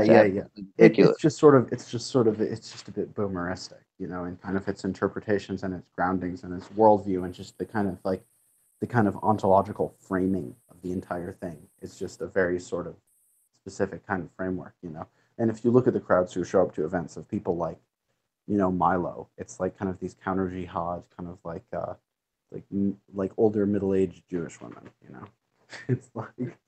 Yeah, well, I largely agree with what the other panelists were saying earlier about people that are trying to sort of push back against Islam by just doing things that Muslims don't like, regardless of whether it's good or bad, like the whole Gavin McInnes making out with Milo Yiannopoulos. Yeah, like that type of stuff is exactly what I was talking about when I said boomer cringe. And then they're like, haha, like let's disrespect them with bacon. It's like the people who say, haha, like Islam, Muhammad. They like do all these like dumb, like, you know what I mean? Yeah, it's just silly more than anything. Yeah, it's just silly. That's what I mean. But however, I agree that they do make valid points, ideologically speaking. It's just simply the angle from which the angle that they come at it from that I generally dislike. What are your thoughts on you're an American person, you're of American descent and of European descent, and what are your thoughts on Islam just being you, Cater Endless, the gentleman? Well, I wish every time somebody said you're an American, I'm a real American, would start playing the background. I still love that song. Hulk Hogan's theme song. I'm a real American. When I say you're of American descent, I mean American. That's why I said American and European descent. Yeah, well, I agree with I agree with my forebears that it really has no place in America. Like I said in the chat earlier, the first war that America ever fought was against the pirates of the Barbary Coast, who are mostly Muslims. As Babylonian said, there were some Jews that assisted them, but they were primarily Muslim raiders. And one of the reasons that they raided so freely and so viciously was because of their faith, because they were given leave to do so. They believed by their God. But I've seen a lot of people who I used to follow, or sometimes still do, just seem to have no. They're all Americans, but they seem to have like some kind of repatriationist designs upon Europe or something like that. I have no truck with that. I've never been to Europe. I have no interest in going to Europe. I don't want to leave my country, and I think it's bizarre when people, want to go somewhere because they believe it's their indigenous land. Like your indigenous land is an anthropological term that was created for convenience of designation of a particular population. There is no point at which a land becomes quote unquote indigenous. It's just whatever land. Yeah, there isn't a rough cutoff. Exactly. Right. It's just whatever land you and your people control is your land. Or whatever land you could say the culture of the people or the genetics of the people or the something of the people originated in. But at that point, but you could also say, like, at what point did it originate? And, because these things are so blurry, finding a difficult point is kind of hard. You talk a lot about kind of like embracing a lot of what has actually been in the context of America. And you offer a rather unique perspective. In a lot of ways, you are kind of like the true American in a lot of capacities. Like, didn't you used to live on a farm, or if you like your own ancestry, your ancestry is probably, American as they come. You're just very kind of like, and then you always, like, I remember we had some interesting conversations at various points about like the frontier or like industrial America, Norman Rockwell. I mean, I'm curious, could you talk a little bit more about your vision? Because you're countering the repatriationist vision, but I think that your vision is really interesting and might even be more plausible in the modern context. Well, I don't have anything against repatriationists, for other people. I just have no interest in it myself. I mean, if they want to go and live in Sweden, or if they want to go and live in, wherever, that's fine. I mean, in some cases, there's reason to do it, like people who, were more recent migrants to America, and they, for instance, had family that still lives off somewhere in Europe. I think that's perfectly fine. But I would also say that I just wish more of my countrymen would appreciate our history. They don't seem to really care. And a lot of this, the Enlightenment, cursed Enlightenment. If it wasn't for the Enlightenment, we wouldn't have a country, But it's a scapegoat. It's like the new Jews. It's like the Jews for religious people.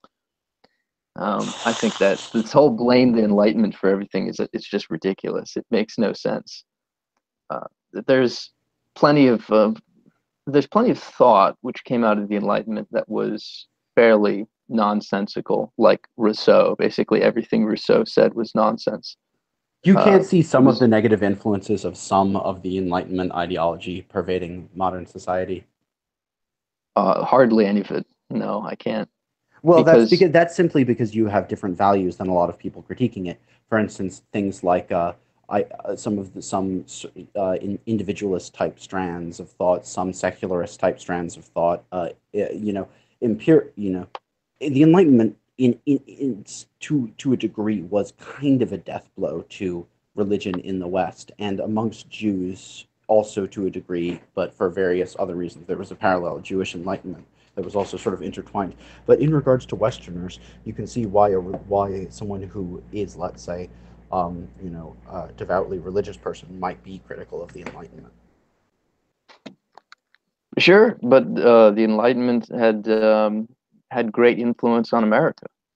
And so no doubt. America was kind of, as we said earlier, America is very much a country of the Enlightenment in a lot of senses. And although it doesn't sort of have the non-Enlightenment kind of like implicit history where it's this sort of like, it's this European colony, it's this colony of the British Isles. There's the colonies. Sorry, not the colonies. There's the frontier. There's the history with the indigenous Americans. There's the history with the Battle of Lexington and Concord.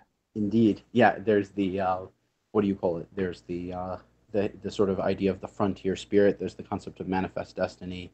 America as a sort of new promised land for European peoples, etc. There's all this implicit history, but I feel like the Enlightenment values aspect of America, or the kind of conceptual aspect of America, is what pervades more today, whereas that latter component, the sort of implicit kind of cultural or ethnic bit, well, it doesn't.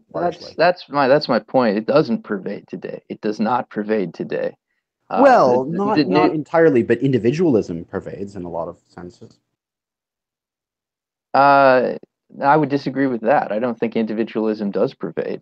And I'm not saying that. I'd say in America, relative to like Asia, Africa. Oh, sure, yeah, Europe, in relative to Asia, but I just mean like the hackneyed, cliched criticism from the Democrats or from the Republicans about the Democrats is true. Like they're very collectivist people.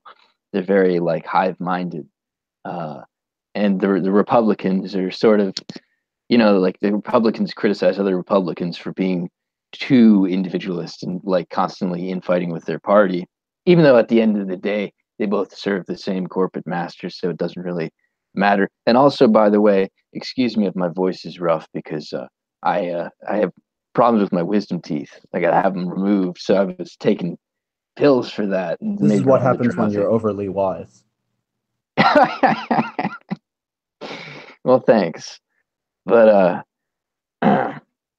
yeah, I don't see this tremendous influence from the Enlightenment. I think if we had more Enlightenment thinking in the United States, we'd have a better situation. But what I was saying before this was that like Rousseau and that like idea of man in his natural state and all this stuff. I think that was quite dreadful, and seeing what Robespierre did with it kind of is proof manifest that those ideas are terrible. But I would tend to agree with you on that. Sorry, go ahead. Yeah, I think most people would agree unless they're tankies or something like that who like defend Robespierre or something. But what I was going to say was I lost my train of thought. What was I saying? Oh yeah, so the new joke about have you read Loki, right? People love to say that, but I mean I have read Locke, and Locke's not ridiculous. Locke makes a lot of good points. It just tends to be that people have the people that are most vociferously critical of the not just the people that are vociferously critical of the Enlightenment thinkers also just despise anything the founding fathers said. Yep, pretty much. Which I mean, fine. Well, get out of not the all country. of it. They might they might point to like some private quote. They'll say where some founding father says something to the effect of, "Oh, darkies are terrible." Well, I hate that. See what they do. They're tactically quoting history of like, here I found this one passage by Thomas Jefferson where he wants, because Thomas Jefferson he wanted the slaves to go back to Africa because he didn't think that they could be peaceably and humanely integrated into the colonies, and he thought that what would be best for the European settlers and for the African slaves was just send them all back. And so you'll get people that are I don't know, ethno nationalists or white nationalists or whatever, who'll just say Jefferson, when they'll quote him there, but then anything he says that they don't like, they won't ever quote, they won't ever refer to. I find that deceitful. I don't like that. Yeah, I can understand why. I guess that is just purely tactical, and I mean I've seen what you're talking about, so that's fair. I'm curious to hear, what are your thoughts on the interplay between indigenous American and sort of like European settler American culture, and do you think that, and sort of the manner in which those things intertwined, the manner in which those things kind of shaped what each other respectively, the outcome, and the sort of like spiritual significance, or it's not spiritual. You wouldn't like that, but this, I guess, the sort of like the kind of like moral narrative in like the zeitgeist of each people's perspectively of like what happened, and also about like the kind of like mixing that resulted as an end of that. Because I think that in a way, to some degree, to me, in my vision, the true American is someone who is like of like mostly European descent, but they're like maybe 10% like Native American or something like that, because that, or 20 or whatever, because it's like that shows like it's always the thing. Americans are like, oh, I'm part Native American. Why do they say that? I think it's more than just wanting to be something other than white for a No, lot we of people. say I it. think We say it because we respect the Amerindians. That's why exactly, we say it. exactly. And as someone who people might not know, but all the people who've been watching my channel for a while know that Cater is partially of indigenous American descent himself. So I'm curious to hear, that being the case, what are your thoughts on the sort of significance of that conflict and of the history that's been going on for the past 300, 400 years between the two civilizational forces? Well, that's a subject for an entire book series. Yeah, I guess give us a quick rundown. Yeah, I'll try. I'll try. I think there are several narratives that are false about what occurred between the Amerindian peoples and the settlers. And one was that they came and they just willfully brought disease to kill them. That's not true. That didn't happen. There's only one historical incident, I think, that happened in 1763. There was a fort that was being assailed, so they handed out blankets with smallpox on them to kill the raiders. That's the only instance I know of where that was willful and purposeful. And the Pocahontas idea that they were all living in communistic peace and splendor before the white man came and killed all the buffalo, that's also false. They love to kill each other. I mean, what are they?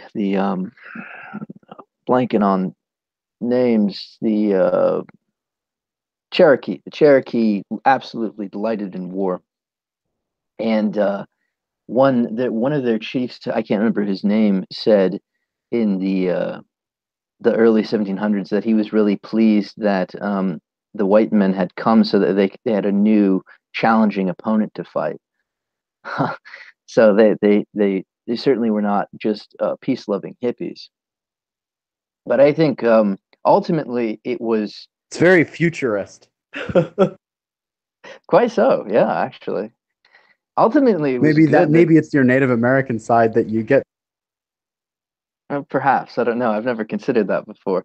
But I mean, honestly, it was good for the Amerindians that they were conquered by not all areas they were conquered, but that the Europeans from not from Spain conquered America, because the Spanish were absolutely savage to the native populations. What they did to the Incas and so on and so forth, it was absolutely brutal. Not that the Incas or the Mayas were peaceful themselves, but they welcomed them with open arms, and then they just got slaughtered. And Winthrop and people like that did not behave that way towards the natives. They were they were cautious, but they wanted trade, primarily trade and peaceful relations. They weren't just going out slaughtering them. Yeah, indeed, there were very different histories when you look at South America and North America, and also very different types of civilizations, respectively, for both groups. Do you bear any resentment towards the paleface for taking your land?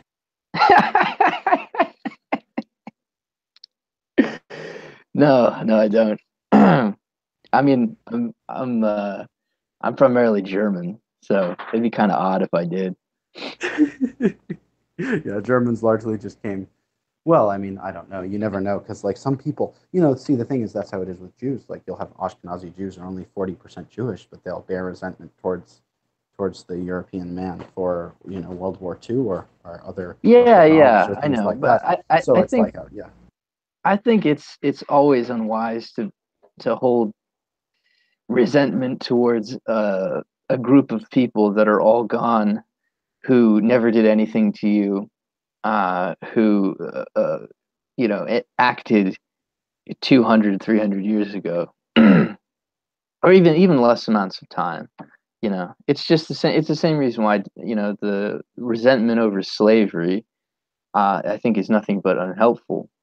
And furthermore, like I don't think the blacks in America today have anything to be resentful over for what occurred there. I know you have the decolonize your mind thing, but I just mean they also none got of a them. free ticket over to the nicest country in the world, and they also could get a free ticket to Liberia if they so pleased. They are in quite a nice situation. I mean, yeah, it's not like they're forced to stay here. So, yeah, I don't think historical resentment is ever healthy. How do you feel about the resentment present generally. state of Native Americans, though? Sorry, what's that? How do you feel about the present state of Native Americans? Sorry, I didn't mean to cut you off. I don't know that I'm terribly well equipped to speak on the state of Native Americans. I mean, I'm familiar with some of the reservations and some of the tribes that live on them, but they seem to be doing I just mean fine. in general. In general, just the idea that they've been being reduced from sort of like from sort of being able to rove over vast swathes of land to these rather small semi-autonomous territories. Just the whole general situation, the problems with alcoholism and substance addiction, etc. Yeah, well, the that was largely the missionaries doing. They said it was savage to live a nomadic lifestyle, and so they had to get down on the farm, even though most of them didn't want to do that. I mean, I don't know. It's hard to say. Like I said, that would be like an anthropological topic for several books. I don't really know that I have a strong opinion about it. All that I can say is that if there was some impetus within them that sort of defied that lifestyle, I assume that it would have reemerged by now. I assume that they would have tried to get reservation in a different area, or changed the way that they live. But I'm not sure.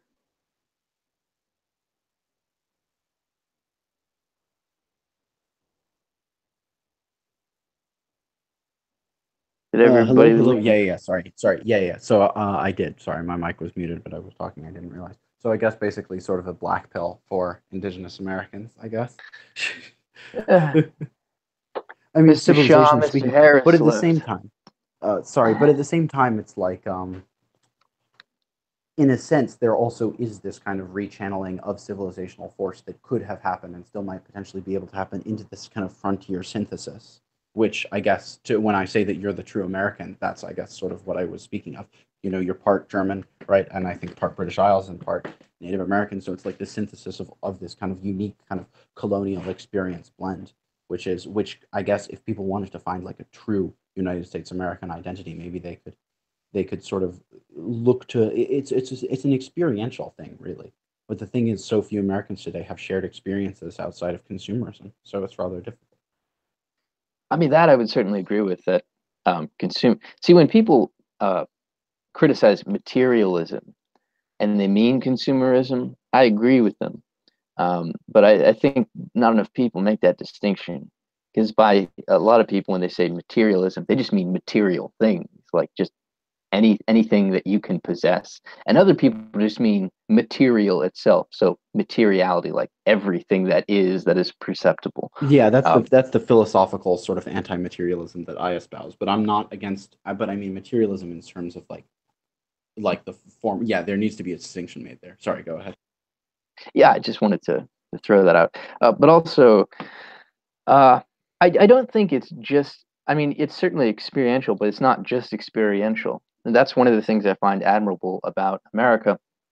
I mean, I heard Richard Spencer talking about one time. He was going on one of his effete monologues about how America is a nation of ideas, and then he was just shitting all over that idea. Like, I find the disdain for a bunch of people coming together over core ideas to create a nation through their blood and sacrifice, and forging it with their wills, consciously, incredibly admirable. And I don't know why people have a problem with the fact that the United States was a conscious construction. I mean, that's just like, so was the Iroquois, but nobody's, shitting all over the Iroquois. Oh, 5 nations of Indians got together consciously. What a bunch of faggots. I mean, no one would ever make that argument because it's ridiculous. Well, I can see what you're saying. But I guess people will say that, if the argument is, I suppose, that if it's so abstract, there's less of a unifying nature to the concept, and it's liable to, I guess, quote, slip, as it were, sort of change, and Well, still everything changed. Everything well, changes. yeah, that's true. But change wildly, and still change in manners that might be deemed unacceptable with it. I mean, I don't know, but you know why people criticize it, right? Like what do you say to the detractors? Well, I said change is inevitable. The reason that the settlers and the colonialists did so well is because they understood that very well, and they mastered the changes that were laid out before them. They didn't go, oh, things are changing, I guess we have to throw out everything we were doing before. We have to do this better. And then they did. I mean, I don't think it's particularly complicated. So I understand the desire for unity. Unity is strength, of course, but you can't, the idea that unity emerges, quote unquote, organically best doesn't really, You it doesn't don't really like mean organic, anything. do you? What's that? You don't like the organic, do you? The organic fetishism, the sort of natural. Well, no, I mean, there's no clear point of distinction between, so people coming together without any kind of preconception about what they're going to do, and then they sort of fall into a rhythm in a tribe, let's say, and they begin operating well. And then you have another tribe, and one of the leaders of that tribe gathers a bunch of other tribes around him, and he says, "I think we should do this," and everyone goes, "That's a great idea."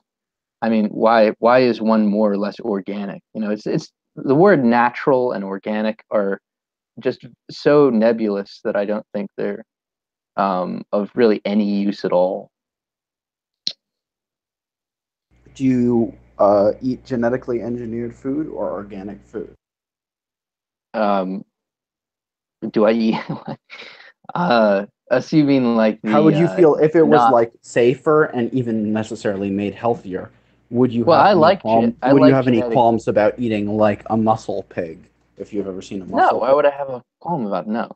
I like Do you know what a genetic. muscle pig is? I thought it was just something you were. You mean the ones that are stimulated for intensive muscle growth? Yeah. Yeah, or just sort of like, yeah, just any sort of naturally modified animal. I'm gonna pull up some Yeah, I'm recipes familiar. on the screen. But no, I yeah. mean, some of the best fruit I've ever eaten was genetically modified. They adjust it for the perfect level of crispness and sweetness, and they make them gigantic. It's fantastic. There you go. Talk a little bit about, can you preach the futurist gospel to our 20 to 30 viewers or however many are watching right now? Because I think that not enough people know. Talk about some of, like, I guess, the rudimentary principles, because people generally don't really understand the sort of futurist path. People are big on the sort of like materialist, like, I guess what I would call like sort of materialist nationalist, or like NatSoc, or like a sort of liberal multicultural diversitist, or they know that stuff, and they know liberalistism, the Enlightenment stuff, and then some of them even know kind of like the traditionalist or the perennialist or the monarchist stuff, but not very many people are that well acquainted with kind of the futurist philosophy and outlook and metaphysics. Well, one of the things that distinguishes it and makes it unique in my mind is that they were not supernaturalists, but they had an intensive sense of what was spiritual or what was numinous, and that seems not to be particularly popular to espouse today. It just seems like it's dismissed. Muscle mutated pigs. Oh, okay.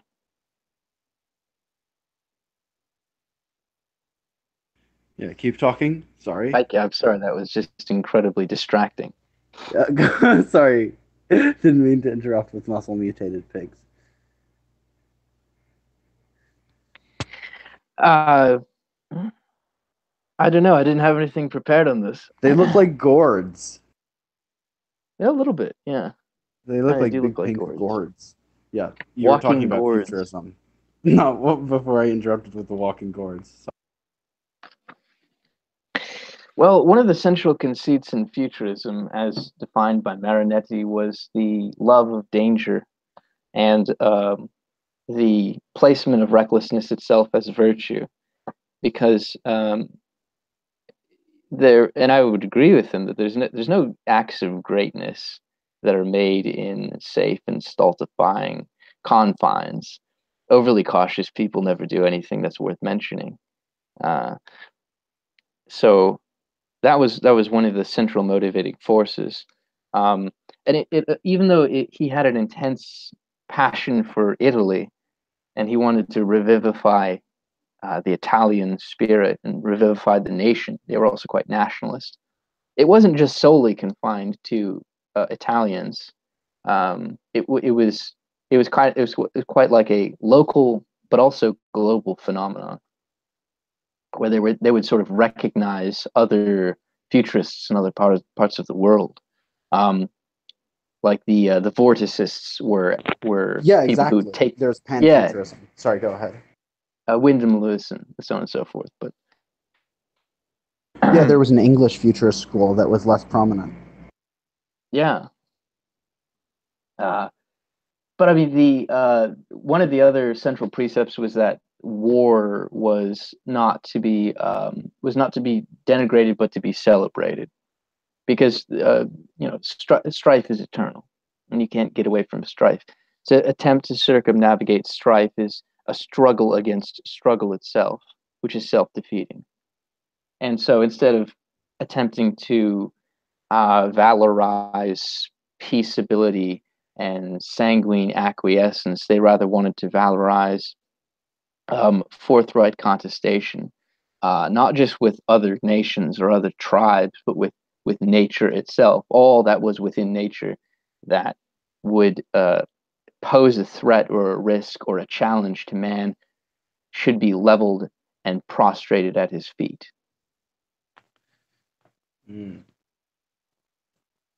Interesting. How does futurism feel about hierarchy? Talk a little bit about that, because I think that the futurist. Are you familiar with Do you like Brancusi at all? I'm sorry. Do I like who?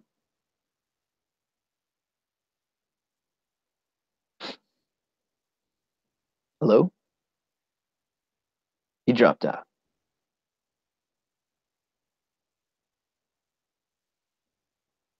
Well, whenever you get back, Ed.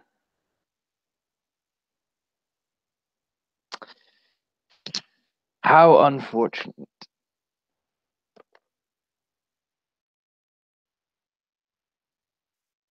Perhaps I'll look up the chat and see if anyone's saying anything that I should respond to.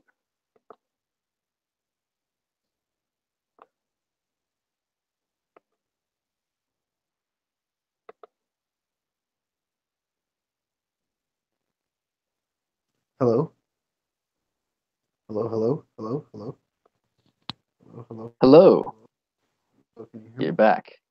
Yeah, hi. Sorry, I was just going to make some point about like sort of similarities between modernism and futurism, but I was gonna talk about brutalist architecture. Very controversial topic. Yeah, I don't know exactly why. Why is brutalism so like it's like people? I just suddenly started seeing it like brutalism popping up as the whipping boy of these. Do you support linoleum flooring? Yeah, of course. What kind of question is that? What? You support linoleum flooring? What's wrong with linoleum? Speckled linoleum. Yeah, what's wrong with linoleum? I mean, it's not my. It's horrendous. It's It's all right. I mean, I'd rather have obsidian. But yeah, it's fine. Ooh, obsidian. That's interesting. Now you're talking. If you have see, everybody loves obsidian. Obsidian stone cut what do you call it? Brutalist architecture, giant blocky spires. Now there's an idea. I like your Yeah, I thinking. bet you like that, don't you? It gets the noggin jogging.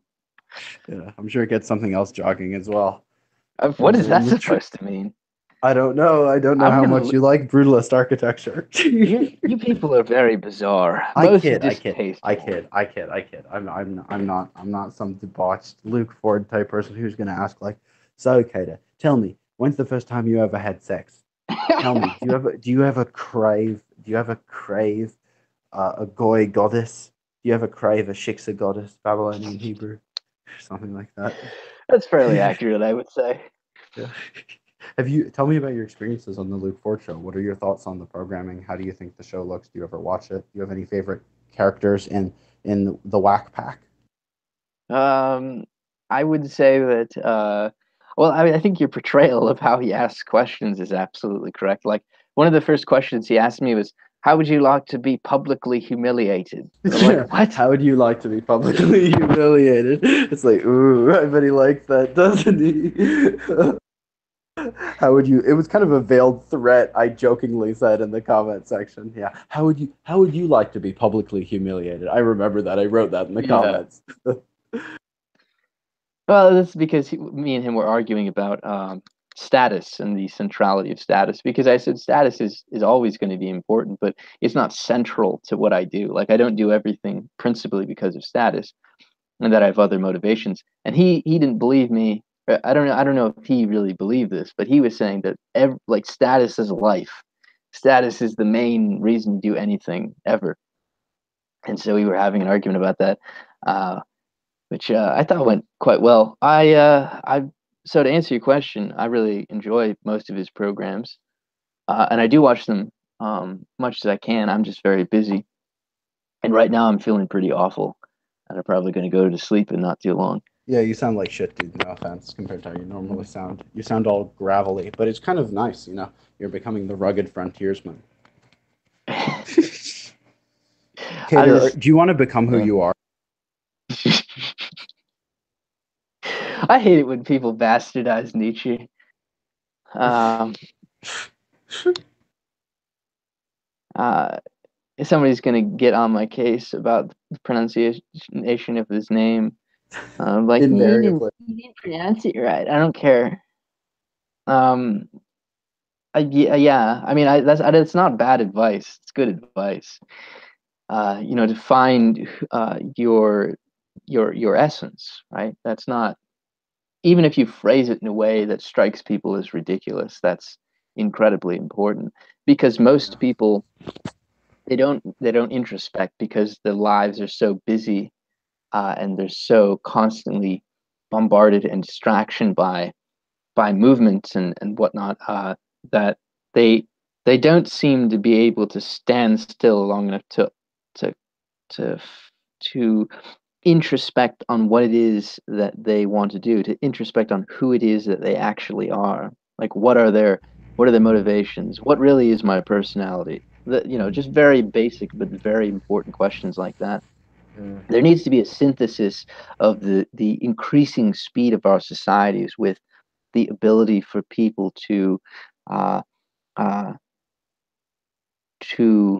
move in tandem internally with the external increase in speed.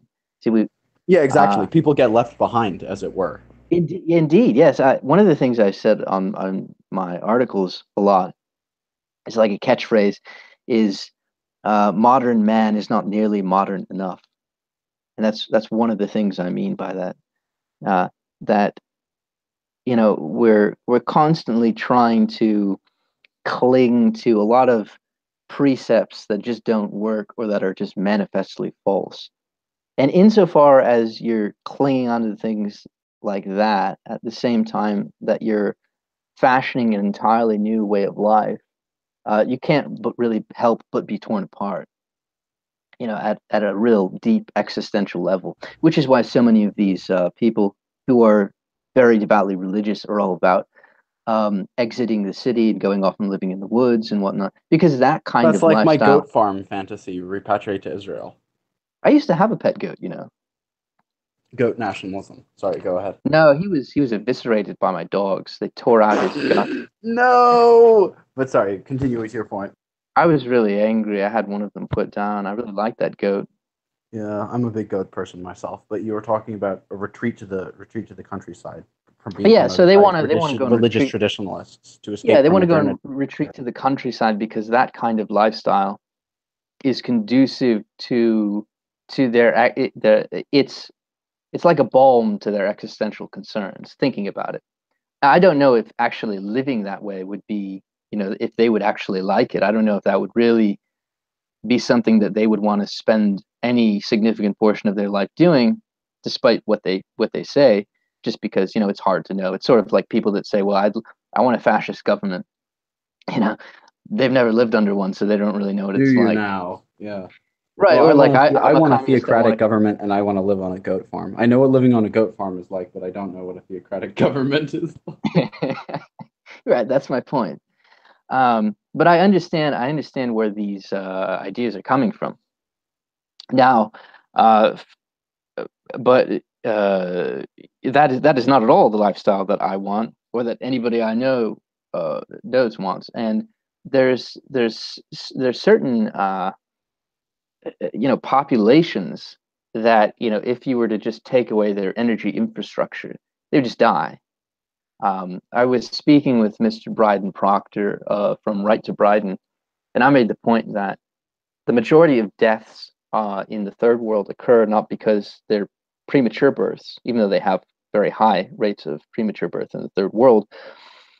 They die primarily because they don't have incubators to keep the child alive after they're born prematurely, which is why premature births, comparatively, compared to most countries in the third world, in the West, are extremely rare. It's because of our energy infrastructure and our technological innovation that keeps these children alive. And I think that's wonderful. And it's many issues like that, these foundational technologies that really not just increase the quality of life, but just allow more life to flourish. That is something I want to see more of. I want us to be relentless in our pursuit of increasing the scope and span of life. And I think if you don't factor that in, I think your analysis is invariably going to go astray. Yeah. I mean, I can see where you're coming from on that. That makes sense. There was something I was about to ask you, but it just slipped my mind. Curses. Hold on. Oh yeah. I do want to see something. I would like to see you make some sort of podcast with Ichi Look, like a collaborative thing, if you ever find some time.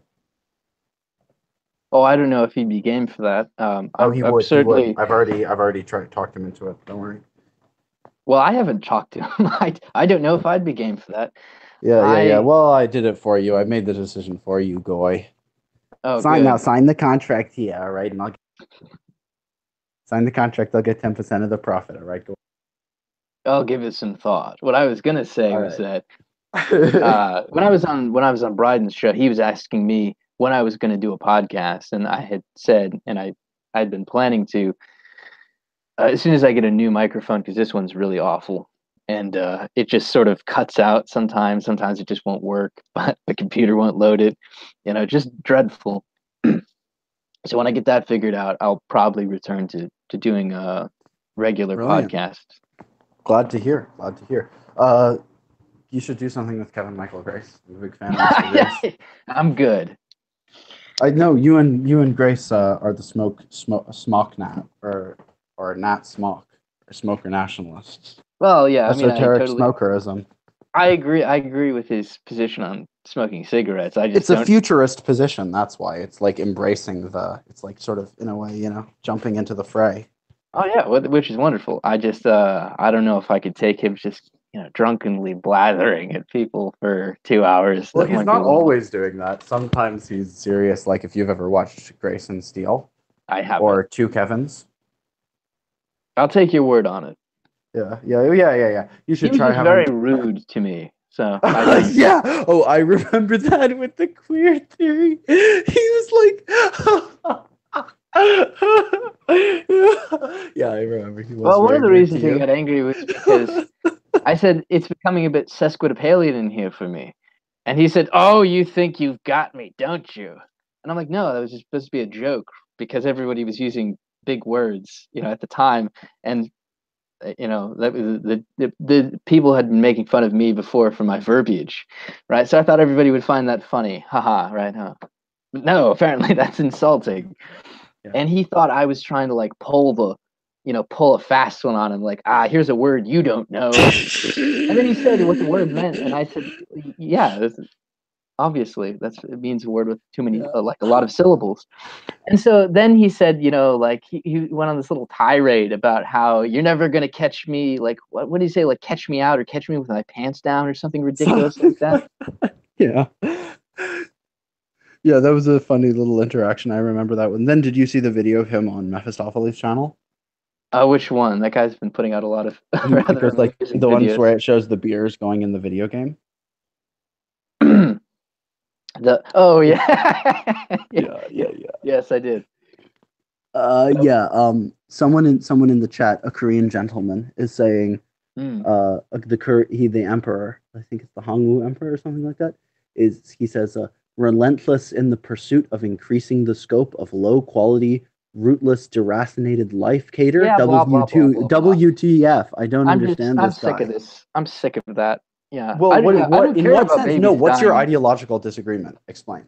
I'm not going to explain. I no longer this whole idea of like if you're quote unquote deracinated, we don't give a shit about whether or not you live or die. Who cares? You're deracinated. You're just an atomized individual, and therefore society should burn. It's just stupid. I'm just sick of hearing people blather on about it. I think that there just needs to be balance, really, is frankly the thing. There are always going to be atomized individuals. Yeah. There's always going to be the group. But the thing is, equilibrium must be maintained. We need to keep the divine order. It's like in Confucianism, keep society in the shape of the divine order. You probably don't like that much, but you know what I mean. It's like you need to everything just. No, I do know what you mean. Everyone has a place, like Luke Ford says, "Stay in your lane, goy." Well, I kind of don't like the stay in your lane thing. Stay in your lane. Stay in your lane. I mean, what I don't get about stay in your lane is like society was created by people who were nudging out of their lane slowly over time. So it's like stay in your lane is just basically cut yourself. You know what I mean? Well, not always, but I mean, it can lead to that. Like there are periods in time where it is best to leave things as they are, and there are periods in time where it is best to enact radical change on every front in every way. And I think now is a time for radical change as opposed to staying in our lanes. Radical change, like Obama. Yeah, like Obama promised to be but didn't deliver on. I wouldn't say he brought very much radical change. He brought a little bit of change. He brought more hawkish war policies, which kind of surprised me, but not particularly radical, no. Well, I kid. But what kind of change are you hoping to precipitate? Me? Well, I'm a nobody. I don't have any... everyone has their influence in the world, What kind of change would you like to see manifest? No, I don't. Everyone has their little bit of influence. Every person contributes to something. Right. Well, I'm not going to... I wouldn't place, what... No, it just doesn't matter. It doesn't matter. People get caught up in their celestial role. Yeah, they get obsessed with changing the world in their image, changing the world in so now you're staying in your lane with their vision. No, I didn't say that. I just said I'm not talking about it. I never stay in my lane. So you're secretly nudging out of your lane, but tricking everyone else into thinking you're staying in your lane. Why, Ed? How could you say such a thing? I'm making perfect sense, aren't I? Perhaps not. Yeah, I'm curious about what do you call it? I'm curious about what you think of your discussion with Curricula Vitae in or CV, whatever her name is, in in the on the chat. Did and you when you went into queer theory with her, you talked about Oh, yeah, alien. well, I didn't. What I I'd didn't. like to hear your thoughts on that. I didn't hear any afterthoughts. Yeah, I didn't really have many. I spoke about that little interaction on Brundlefly's channel. Actually, we did like half a show on it. It was just I didn't really get a one-on-one with her because I would have went down really deep on a lot of these topics. It would have, really focused and hammered home a lot of points. But there were just so many other people, and the conversation kept going in so many directions that if I would have tried to stay on one point, it would have been rather disruptive, and I didn't want to be rude on Luke's stream. Yeah, I hate that. That can sometimes be a bit of a stress. What I honestly, the problem is, there are a lot of times there are even a lot of like people who might add something to the conversation, but it's like having too many people, not enough time. It's kind of a great tragedy, and it's always people are always doing things at the same times. Are always on at the same time. Yeah, big problem when you have like more than four people on is you'll constantly get the two people wanting to interject at the same period of time, and then one of them saying, "Oh, you go," and then the other one saying, "You go," and then it's just like a minute solid of people saying, "No, you go." It's dreadful. That's why you need futurist will to power.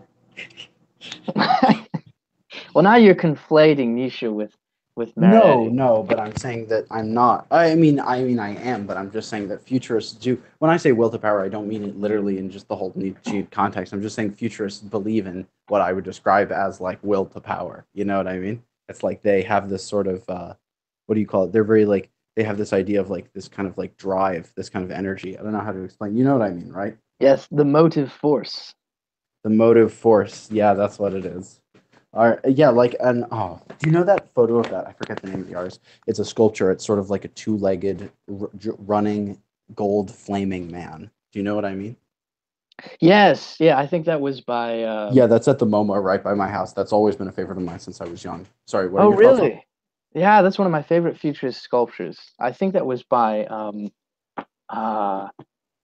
was it Severini? I can't remember. I think it might Curses. be. They had a great futurist show at the Guggenheim as well, like a few years ago in New York City. That was amazing. Yeah, it's a beautiful statue though. I really like it. It's Mm. really hard, I think, to capture movement with stone. I mean, that's one of the reasons why the old Greek statues were so eye-catching. Is like the subtle depressions in the skin from where the bodies are twisting, or somebody's grabbing, a certain part of the body. I think that's very difficult to achieve. I've tried sculpting before, and I'm not very good at it. I didn't ever practice for an extended period of time, but it's always impressive when I see it. Yeah. Do you think metal casting is a better medium, or not better? But do you think it's more conducive to allowing movement? I think yes, primarily because you can melt Yeah. metal, but you can't melt stone. Exactly. Stone has And to be worked so, away at. I kind of like the blocky aesthetic though. Like I really kind of like what do you call it? I love ancient Near Eastern artwork. And I really enjoy like ancient Babylonian, ancient Assyrian, sort of ancient pre-Hebrew and Phoenician kind of like Levantine art and portrayals of. like the textile mosaics. Yes, as well as sort of like the portrayals of the lamasus and the figures, and it's kind of similar to ancient Egyptian. They use the profile a lot, Yeah. but it's kind of a bit blocky, and it's kind of like I forget the term. It's like there's three phases of art. There's like the three phases. There's the one in Greek art. It's like there's the one that's blockier. There's the one that's like the perfect ideal form, and then there's the kind of one that comes after the fact where it's like almost too human, where it's like withered old people and whatnot. You know, yeah, what I'm the talking about, realistic. right? It was an ideal, realistic. Yeah, that's it. Sorry, Yeah. I'm tired. Ideal, realistic, and then what's the like future one, or the kind of I don't know. Like and there's the first one. There's the classical or whatever you call it, like the really static one.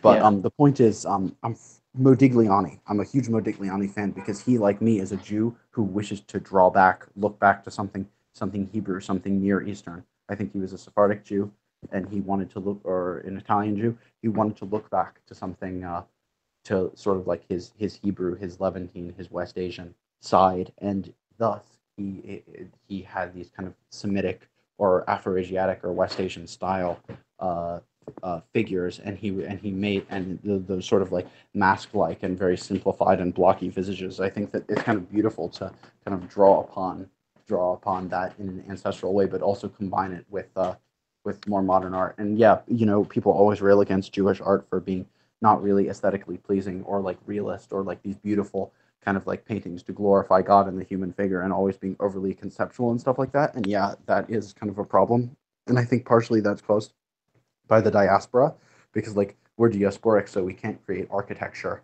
So which is where, or which is where a lot of this, because we can't portray the form in the Islamic world. The architectures and music and stuff like that to some degree is like the outlet. But I guess the point is, I think that people like Modigliani have a really interesting vision when they sort of when they sort of fuse the old Near Eastern style with a kind of more I guess modernistic or kind of dynamic sort of like style. I think that that's a kind of interesting juxtaposition. Are you a big Modigliani person? I'm not overly familiar, but what I've seen of him, I do like. I like the word dynamic. It's a word people need to use more often. Of course you would, you futurist. It's strangely underused. People almost never say the word dynamic. I find it odd. But yeah, Modigliani's pretty good. Yeah. Where can people find dynamism in the modern life? The Korean gentleman in the chat says, he says that he didn't mean to come at, or I don't think he was meaning to come at you in the way he did with the whole deracination thing. He was mostly worried about, I guess, consumerism. He says, assimilate to what? Like everything's just consumerist, Yeah. And where's the dynamism in a sort of soft, complacent, consumerist modern America? Well, I want to say two things about that. First of all, in what I was saying based off of his comments, I wasn't responding specifically to him, so I don't know who you are, sir, but my comments weren't directed at you, but just that idea generally, because it is out there, and it's a lot more prevalent than I originally thought. It seems to be becoming more popular, and I think that's a problem. But I think what you had mentioned is also a problem, that the idea of idle consumerism is a problem, and that's really what's the centerpiece of the illness is this idle idle splendor, this idea of the picturesque idle splendor, convenience, laziness. Let's just lounge. I'm just going to sit on my couch. I'm going to play video games. I'm going to sit on my couch and I'm going to watch Netflix. I'm going to, I don't even need to go out and find a wife now. I can just order one from Taiwan and have her flown to me, VIP style. I don't have to go out and get food. I can just, buy, bring up somebody on the phone and buy it from a distance, and they can drive it to me. Just this utter complacency, total lack of dynamism, and so that at the core, that is at the core of the problem. It's not the technology. It's not the abundance of resources. It's within.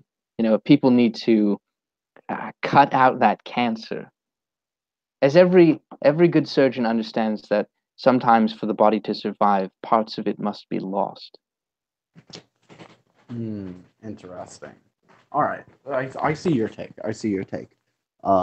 Someone says, I'm a devotee of Cater now in the comment section.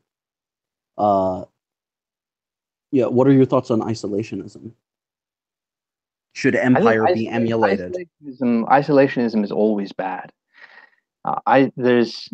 There are times when you want to isolate your trade routes or something like that, but there's no reason to never trade with somebody. There's no reason to never have any kind of cultural exchange. That seems like the path of cowardice to me.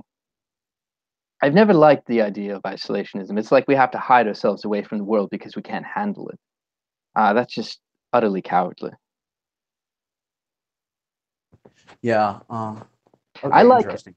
What do you think of empire? Well, Sorry, I mean, go ahead. empire obviously has been quite detrimental.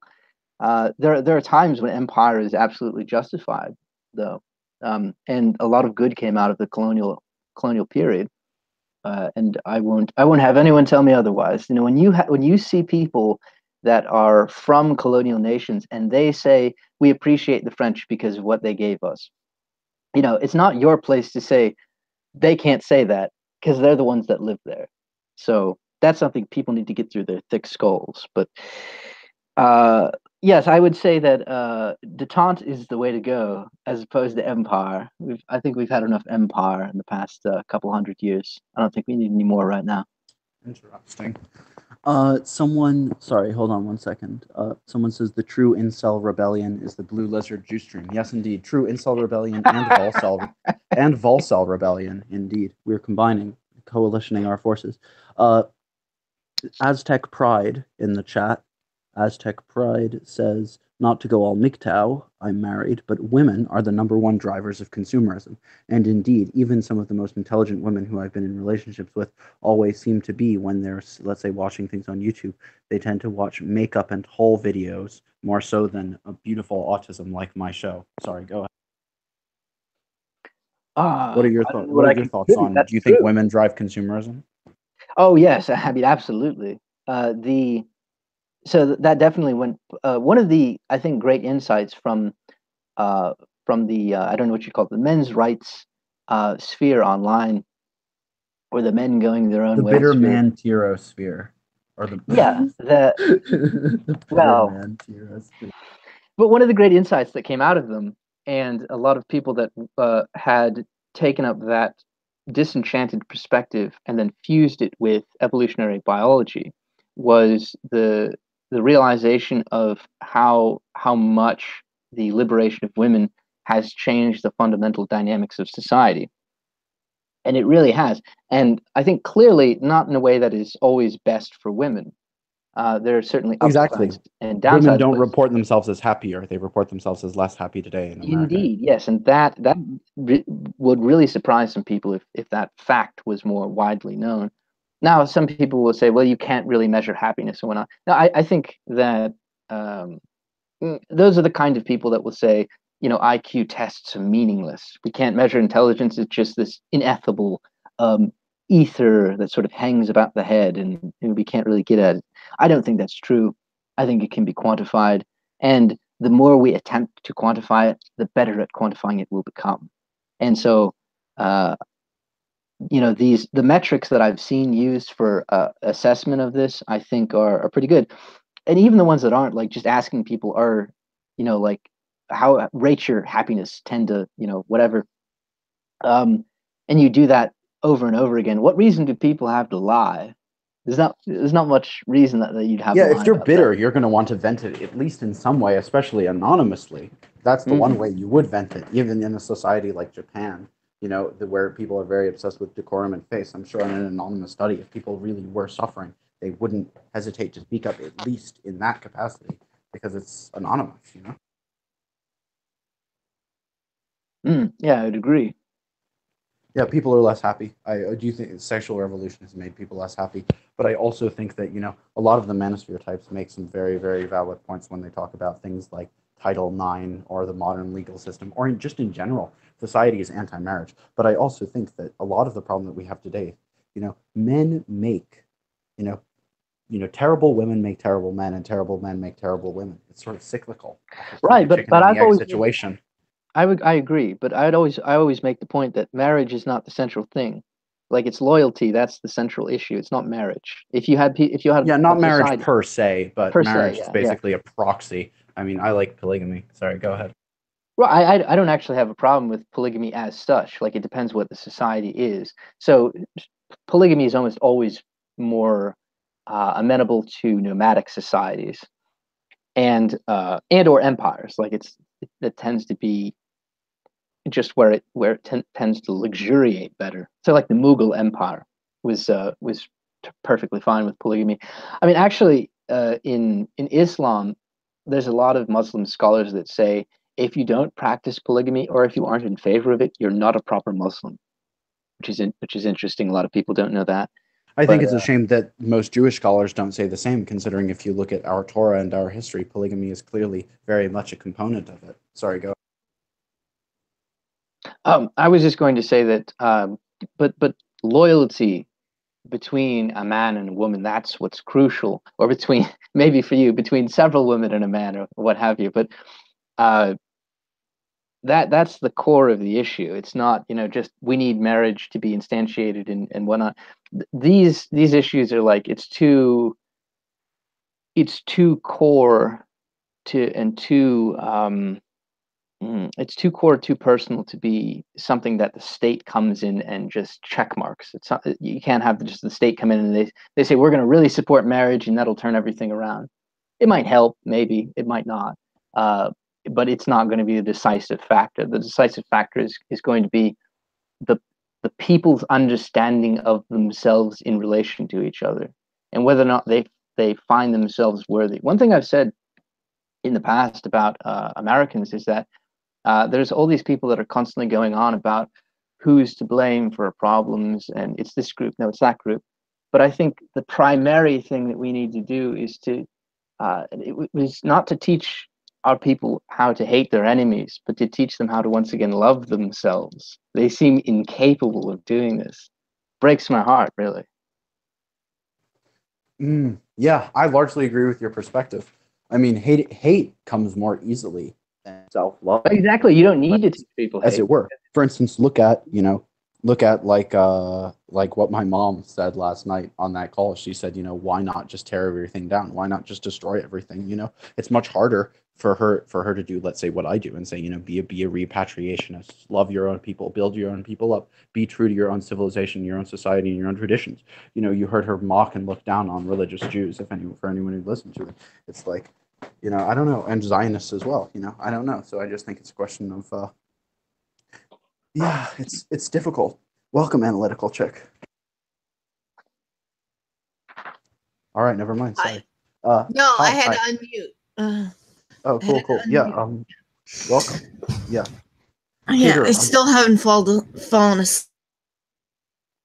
Which I was like dead tired, and it didn't happen.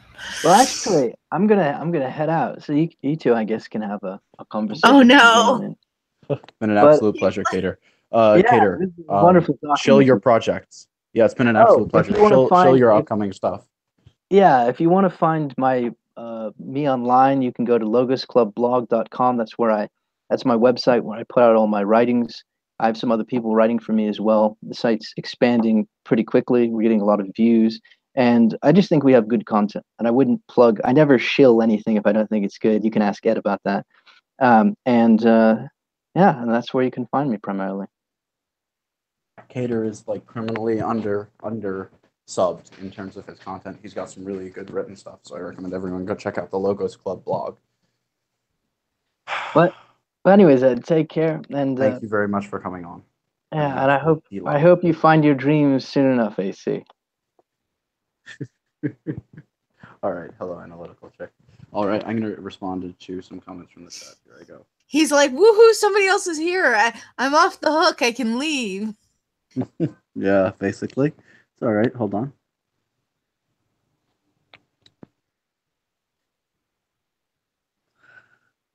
Sammy. Bowden's thing on Yukio Mishima, Western culture. Getting a girlfriend is less important than getting a wrench from a base Jew. Okay. I guess Julian Groiper gets moderator then. Because I want to make everyone happy. Sure, I'll give anyone to a wrench in the chat who asked at the right time. Anyway, let me see. You were going to give me a wrench and you never did. Was I? I did on my other channel, on my main channel. Oh, but you don't stream on that channel, so. Yeah, I know. It's going to be streaming in a month or so. If you post some comments in the chat, I can give you a wrench in a little bit. Anyway, hold on. Let's see. What was I going to talk about? I'm headed out soon. I'm going to do just, if it's all right with you, I'm just going to do a little bit of a pause in the action here. I'm just going to step away for just 1 second. I'm going to shower, get ready, put some clothes on, and then I'm going to head out for the day because I've got a pretty big plan today.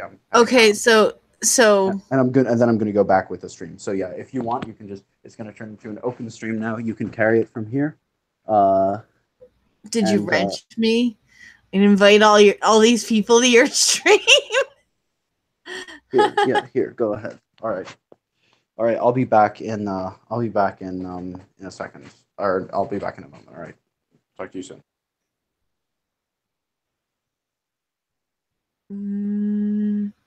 He did not wrench me. He left me. He left me and he did not wrench me.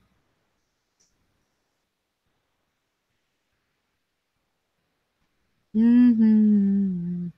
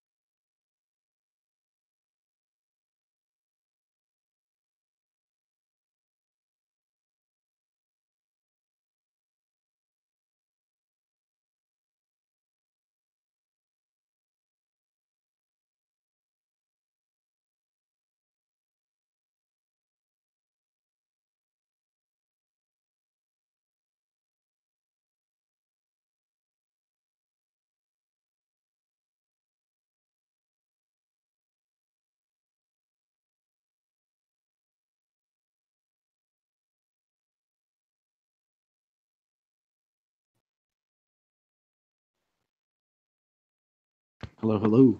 Babylonian Hebrew is back. All right. It's dead air. Oh, sorry. Big Hike Hill is here. All right, brilliant. Yeah, sorry. I'm sorry about the poor entertainment quality. My apologies. Anyway, yeah, it's basically just like this is just the sort of like open shit posting stream. I'm basically exhausted. I'm about to head out for the day. Yeah, I don't know. I should probably conclude the stream and think I'm do one live from my mobile phone. That might be a good idea. Hold on one second.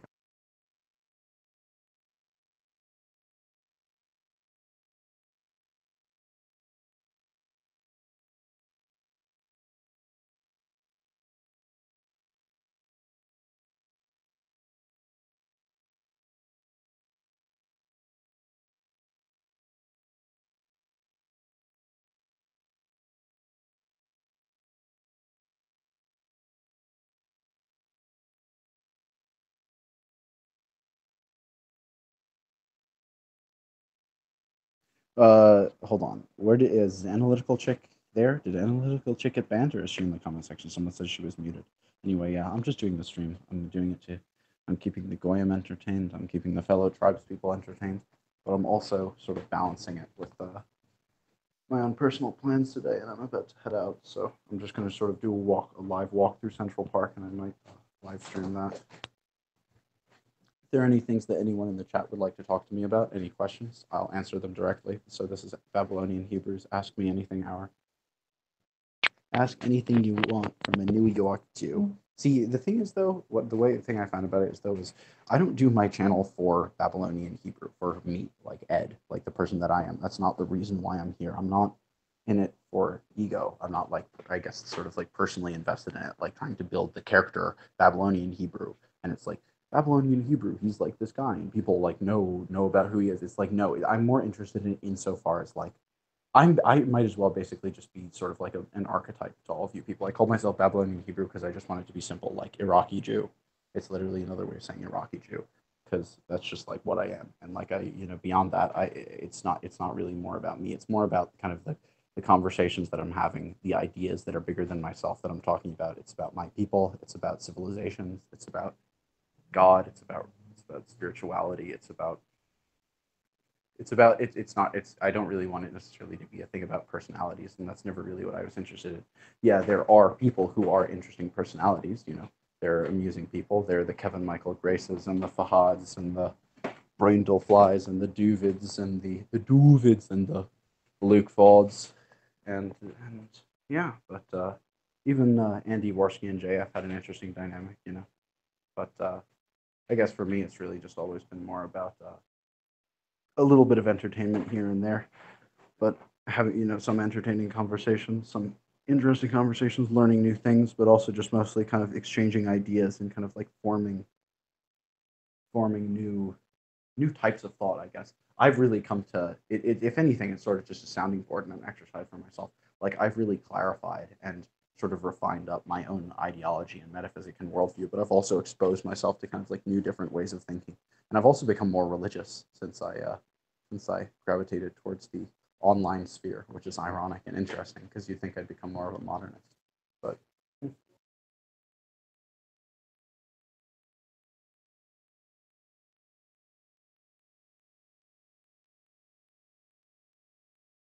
Elaine Sabatino says good night in the chat. Good night, Elaine.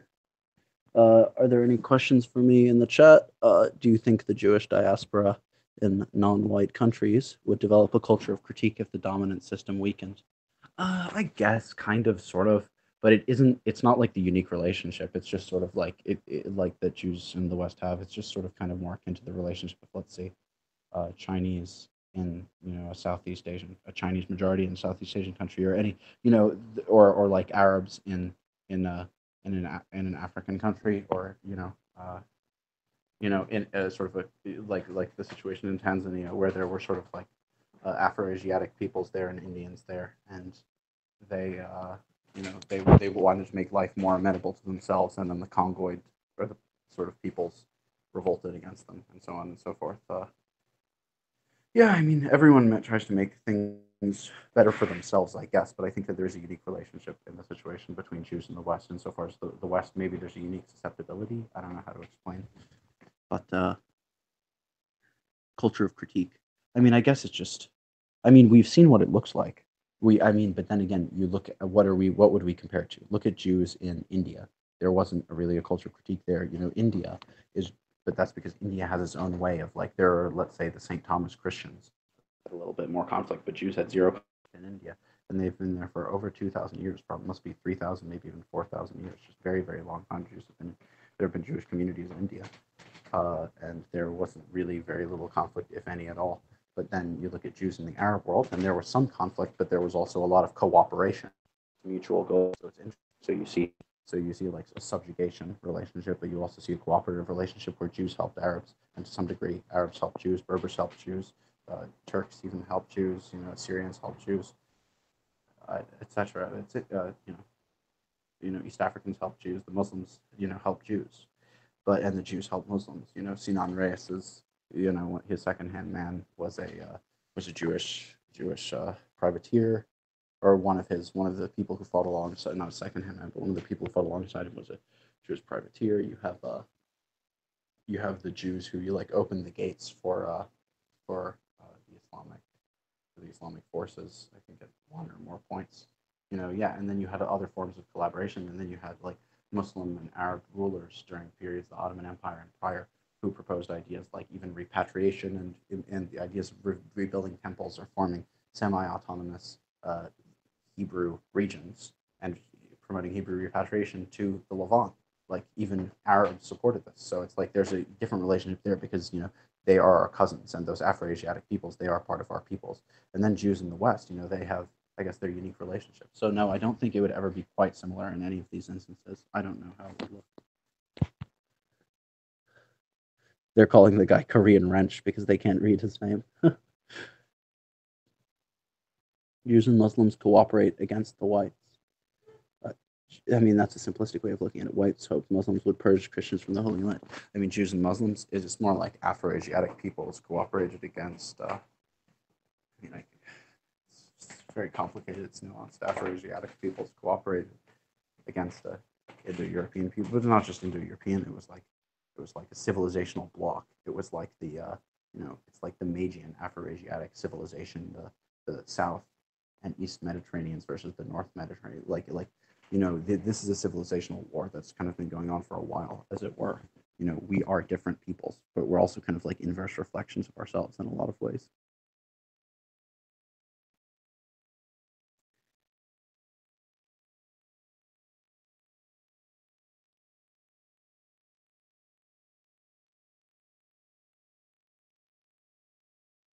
I don't know very much about Iranian Jews and Purim, but I'm going to try to convince a Iranian Jewish friend of mine to become more prominent in the show again. And no, it's not Judas Sarchai, it's a special guest.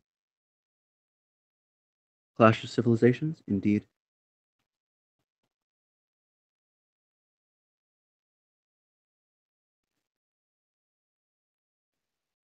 ZZ Ozzy in the chat says someone sends Streamlabs to this neat millionaire. No, I'm not a millionaire. I am destitute. My family might have a bit of money in their pocket, but they're not too keen on giving any of it to me, at least anytime soon. They set like a time limit thingy that is they gave me time release money, but it's going to be at least a few decades until that gets to me. So let's see. White identity is a tool of the middle and lower class. That's why it's attacked so viciously. That's interesting. Yeah, because I think that elites, especially elites in Europe, they don't identify as we are the European elites, as at least in the sense that they formerly did. Increasingly, I feel like, and this may have gone on for a while, they identified as we are elites but this is all true across all civilizations. It's kind of like what my mother was talking about on the Exoterica call. She was saying like I just hate networking with people because it's like most people are so stupid, even in New York where it's slightly bearable, where people skew a bit more elite, culturally, societally, status-wise, monetarily, in terms of knowledge, in terms of education, in terms of background, in terms of societal position. It's like elites really do sort of view themselves as their own like little thing, kind of away from civilizations, even the ones who do have a bit of kind of consciousness or civilizational identity, like let's say some of these Jewish or Hebrew elites, they feel a bit Jewish, but they don't really. It's all interesting. It's quite twisted. I don't know. I think that the point of an elite is to serve their people. It's noblesse oblige. It's the reason why Jews we pined after a monarch to guide us, a monarch to represent us, because deep down people know that monarchy, aristocracy is truly the most just form of governance in a sense, because in principle, it's people staying in their lane, and people want someone to look after them and to submit to, and also someone to help them channel their civilizational force and to protect them. And also, likewise, there are certain people who are sort of fit to be in sort of, I guess, an aristocratic guiding caste, and then there are certain people who are not, and it's a question of just finding the right people for the right role, I guess. I would like to be led by someone. I would like to be guided by someone greater, someone more knowledgeable than I am. And I don't think that makes me crazy. I don't think that makes me dumb or incapable or stupid or anything. I think that I would be a more productive member of any society. I don't really belong to a society, here, just drifting about in a place like New York or London or even like Tel Aviv. It's like, but to the extent that I would like to belong to a society, I want to contribute to that society, and I think that if someone else managed my sort of trajectory for me, it would help me contribute in a more productive way. You just need to have a wise leader, as it were. You need wise, proactive leaders. I think that monarchs are important. I think that sages are important. I think that, and it's interesting because you need to have both. You need to have the monarch is sort of more of a kshatriya archetype. Like you have more, and then you have like the judges and the sages, the rabbis, the priestly aristocracy. You have the more sort of cerebral Brahmin caste.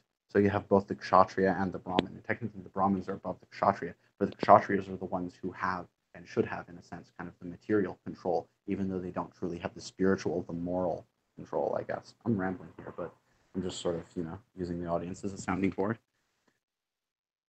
Let's see. Someone says, my family looks back warmly on the Park Chung-hee dictatorship in South Korea. Interesting.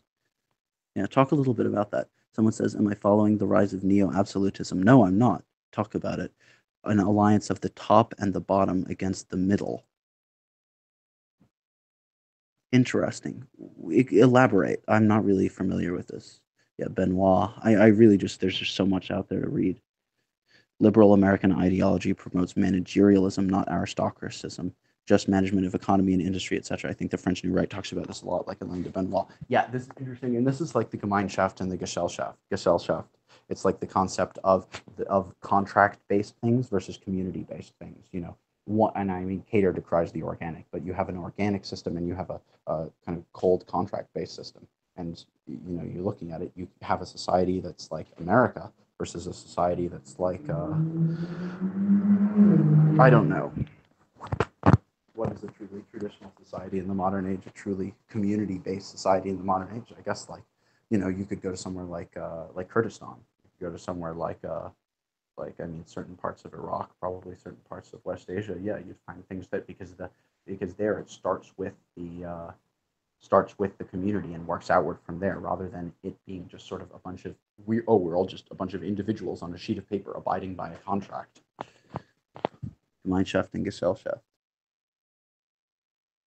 Someone in the chat says, I love how we are building an international. Oh, Will to Power says, I remembered you from the Millennial 2015 streams. Yeah, I was on those. I was active. I started in like 2013, 2014. I was on those Millennial streams. I was on The Right Stuff Biz's first few episodes of Fash the Nation. I was on Thinking Ape or Stardust's channel. I've been featured on the blog called Elders of Zion, Ziyon. I've been on Luke Ford's show. I've been on Pill Eater's show. I've been on trying to get on the Robert Stark show. I've been on where else? Yeah, I've been a lot of places since that. But yeah, 2015 Millennial. Good to hear from you. Those were super fun, and I feel like in a way those were the origin of internet blood sports. Truly, like that's where internet blood sports began, because the resentment that Sargon had for the quote alt-right really started with that stream. He was quite bitter from the Millennial experience. Hold on, someone was talking. Yeah, post-liberal. Interesting. Neo-absolutism concerns the idea power must be secured or it will cause chaos. Post-liberal discourse. Yeah, I agree with that. I guess it's just sort of like hierarchalism and order. Chaos has its place, but yeah, I agree. Zizek does have an interesting point when he talks about sort of, I guess, the chaotic nature of the false idea of the right-wing authoritarian personality, at least in regards to myself. I think he makes a good psychological point. But hold on. But yeah, Julian Groker, I'll have to look more into that. Let's see. John Harris, yeah, you were talking about an international coalition of nationalists. I wouldn't necessarily consider myself a nationalist per se, but I guess technically, like, I'll just call myself that, like, just for convenience's sake. I'd say I'm more of a repatriationist. I'd say I'm I guess sort of like a tribalist or an ethnarchist, and I believe in, I guess, sort of like a traditional kind of worldview, a traditional metaphysic. I think that, or I don't believe in one, but I wish for one. Sadly, I don't think, will it be possible for me to ever believe in one? I mean, I think slowly it's creeping in on me. It's naturally happening. But I don't think that I will ever be able to undo my sort of cosmopolitanist, atheist, materialist conditioning fully. Should I embrace it? Should I not? I'd rather not. But I can definitely hope for something different for my children, which is part of why I'm repatriating. I wish for them to grow up with a coherent metaphysic. I wish for them to grow up healthily. I wish for them to have what I never had, because Duvid was talking about it. The person who had their life experience sort of, I guess it was their life, Duvid says, their life ruined by, their choices, their sinful choices, their sinful behavior. And I wouldn't say I've necessarily ruined my life, but Duvid would say like, well, you've probably like ruined your chance that you'll ever get a wife because you slept with, it's just like, and it's this sort of spiritual kind of determinist, like greater point. And I mean, I get what he's saying, but the point is like, yeah, people who have been burned by sort of like people who have seen degeneracy and people who have experienced it firsthand, I feel like there's a different type of distaste that you get from really knowing it, and a different type of fear and understanding. And I've experienced, almost all of the 7 deadly sins, really, even though that's not a particularly Jewish concept. But I guess, I don't know. I just hope for a different thing for my children, at the very least.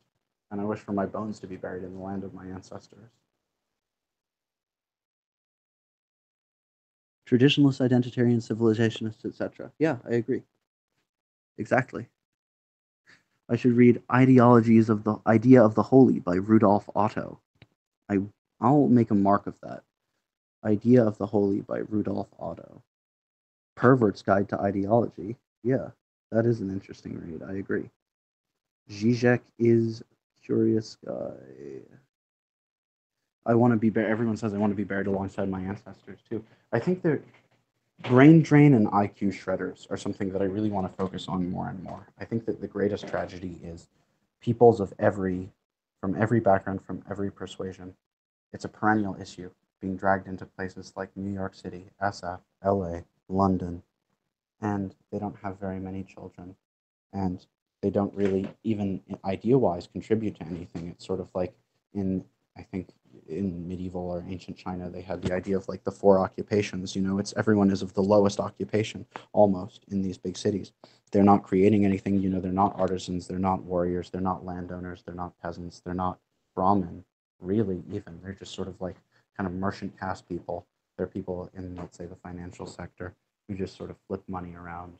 And the point is, it's all a great tragedy because these people truncate their lineages when they could be the prospective elites of their indigenous civilizations. They could be contributing to something far greater than themselves, but instead it's just all for naught. It's just a tremendous tragedy as I see it. They just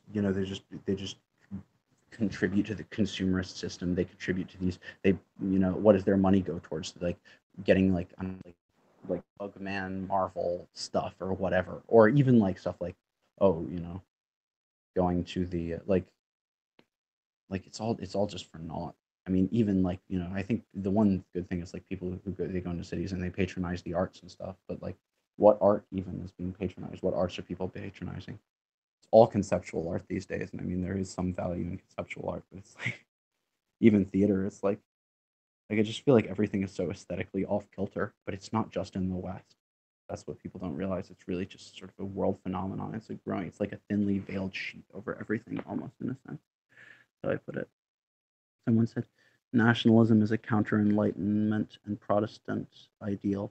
To some degree, is nationalism really counter-enlightenment, though? I think nationalism can also be congruous with the Enlightenment.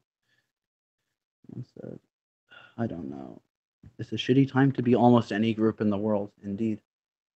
We just need to come together and have we need to come together and have a conversation about how shitty everything is. I love left-wing people always talk about, we need to have a conversation. It's time to have a conversation. No, but really, I feel like just everyone in the world just needs to come together. Al Stankard and other people make this point a lot, and it's kind of a basic bitch point, but it's true.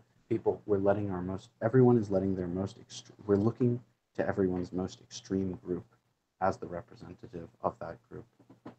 And fundamentally, that won't lead to anything productive. But even then, perhaps there's nothing wrong with extremism. I guess it really doesn't matter, unless it's extreme hatefulness or extreme hostility or extreme refusal to cooperate or listen or anything.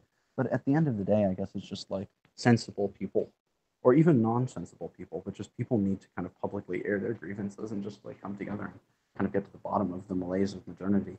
I mean, how, or maybe it just needs to be an initiated view. I don't know. Can a Kali Yuga be defeated, or do we just ride it out? Are we in a Kali Yuga? I don't know.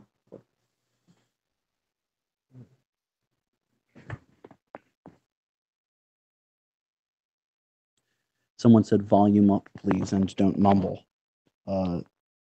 Geez, I'm not saying anything worth listening to right now, honestly. But all right, is this a bit better? Am I talking louder now? Just say in the chat if I'm talking louder. Um, Wealthy people, some of them could use their idle time to promote historical research, classical culture, etc. Good things rooted in traditional and healthy ancestral identity. Yes, I absolutely agree, and that's part of why I made my channel. I hope to inspire people to do that. And actually, my mother and I are undertaking some sort of project like that. I've convinced her to do it. I can't exactly go into the nature of exactly what it is, but it's a nice little project and it's a good idea, and I might talk about it a bit more in the future to come. Okay, good. I'm glad I sound better. Wealthy people and elites just want to become robots. Not quite. That's sort of like the lower mid-level cathedral type people. Do wealthy people just want to become robots? Maybe they want everyone else to become robots. But I think that at the end of the day, it's what do wealthy people want? I don't know. What do wealthy people want? It's the same thing. They just want their little. They just want their little thing. I don't know how to explain it. They just want.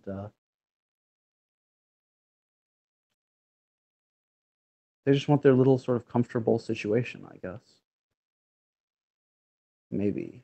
I don't know exactly how to explain it. I don't really have great insight into it, but I'm very close to wealth in New York City and even within the context of my own family. But I guess what even is a wealthy person? Like, I don't know. The whole thing is kind of complex.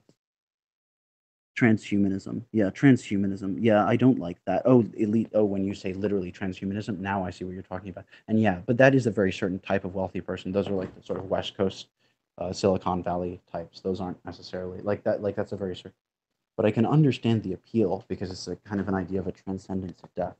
And there was a film that I didn't really like the film. It's called Alien Prometheus. But there's this sort of man who was this very wealthy corporate fellow who was, he feared death so much that he rigged himself up to all these life preservation apparatuses. And he was like 150 years old or something like that. And I don't know. I think that there's kind of a tragedy in that. There's an elite fear of death. But everyone fears death, but there's this sort of, you know, they'll run like that. I mean, does everyone fear death? I don't actually really, but like I guess a lot of people do. A lot of like materialist types do. People who have a materialist framework generally do, who aren't rigid, who aren't like ideological or dogmatic or whatever.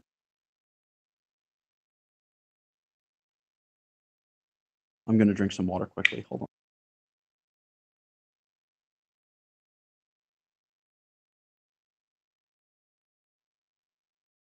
on. I agree with you, Emperor, when you say that you couldn't fully get on board with neo-reaction, even though not all were proponents of transhumanism. They seem to want to keep the materialism of the Enlightenment with neo-Aristo institutions. Exactly. The Brahmin that they see is not the Brahmin, the true Brahmin, the spiritual Brahmin that we need. And I agree, not all of it is that transhumanist stuff, but I think that stuff, it is bad, it is toxic. And the thing is, it is anathema to traditionalism. It is anathema to the true hierarchies that we need. It is anathema to God. I mean, who am I to say? But see what I'm saying? Yeah. Hold on one moment. I'm just gonna drink some more water.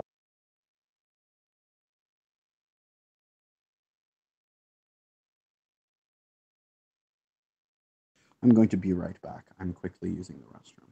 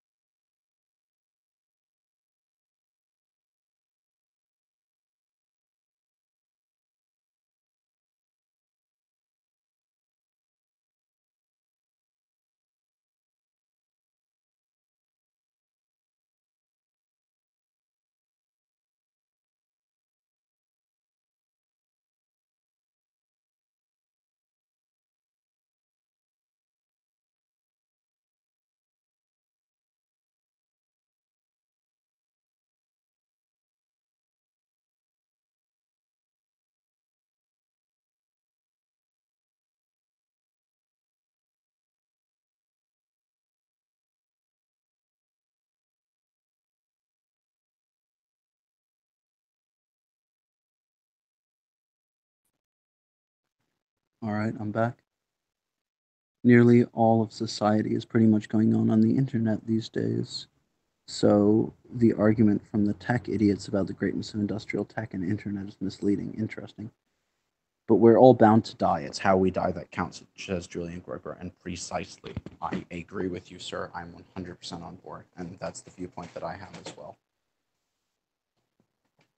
We're all bound to die. It is how we die.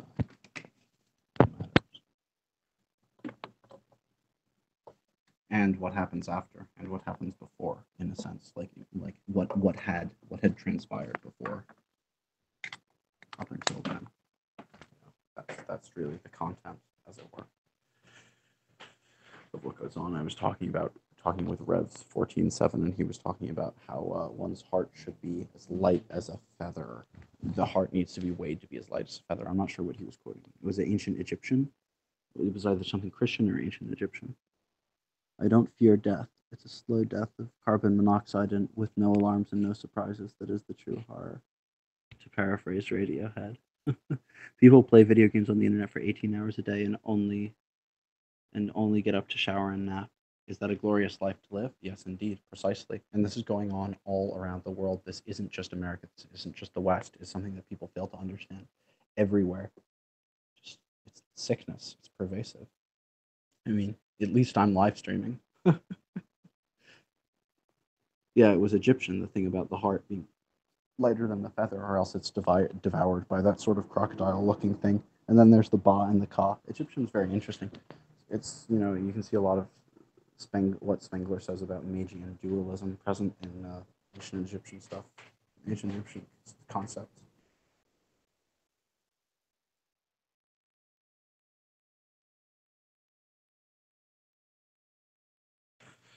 All right.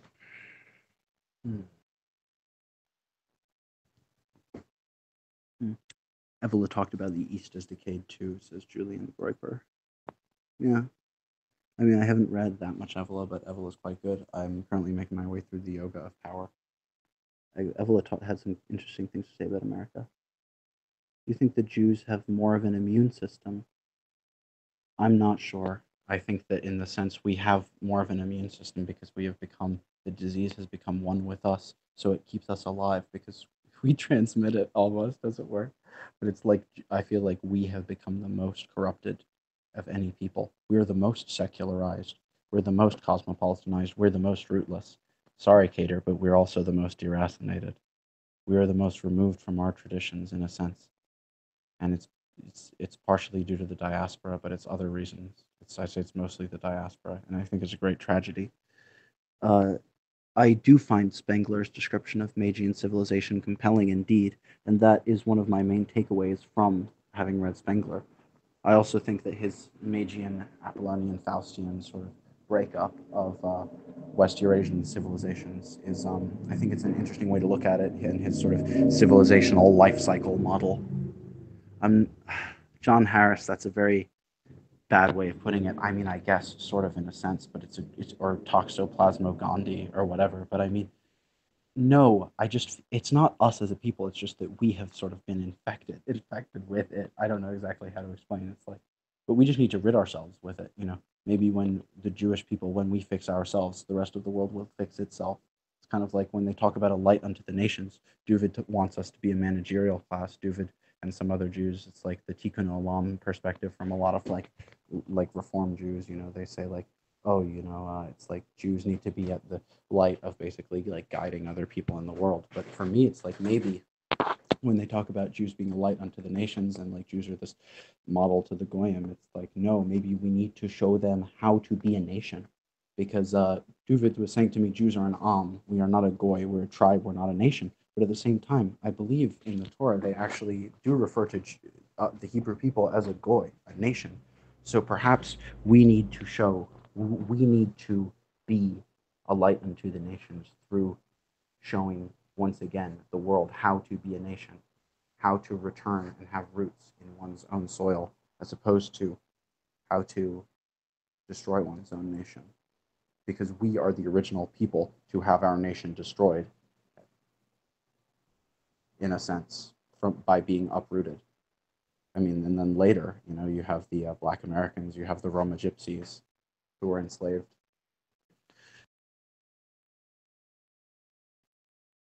Yeah. All right, give me 1 second. I'm just gonna get dressed for the day. I'm gonna put on a nice linen shirt because it's nice outside.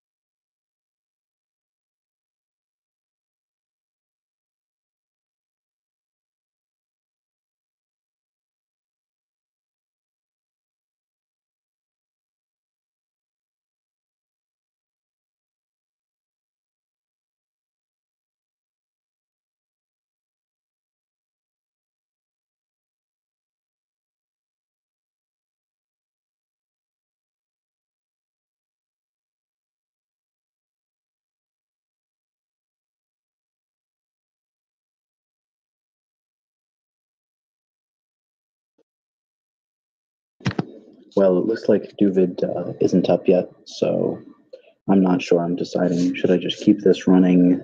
Because I feel bad keeping this running because people are probably going to come here and expect content. So I should probably shut this up. Well, I'm hemorrhaging viewers the moment I started talking, so I guess that's a sign for me to shut it off. Thanks everyone for watching.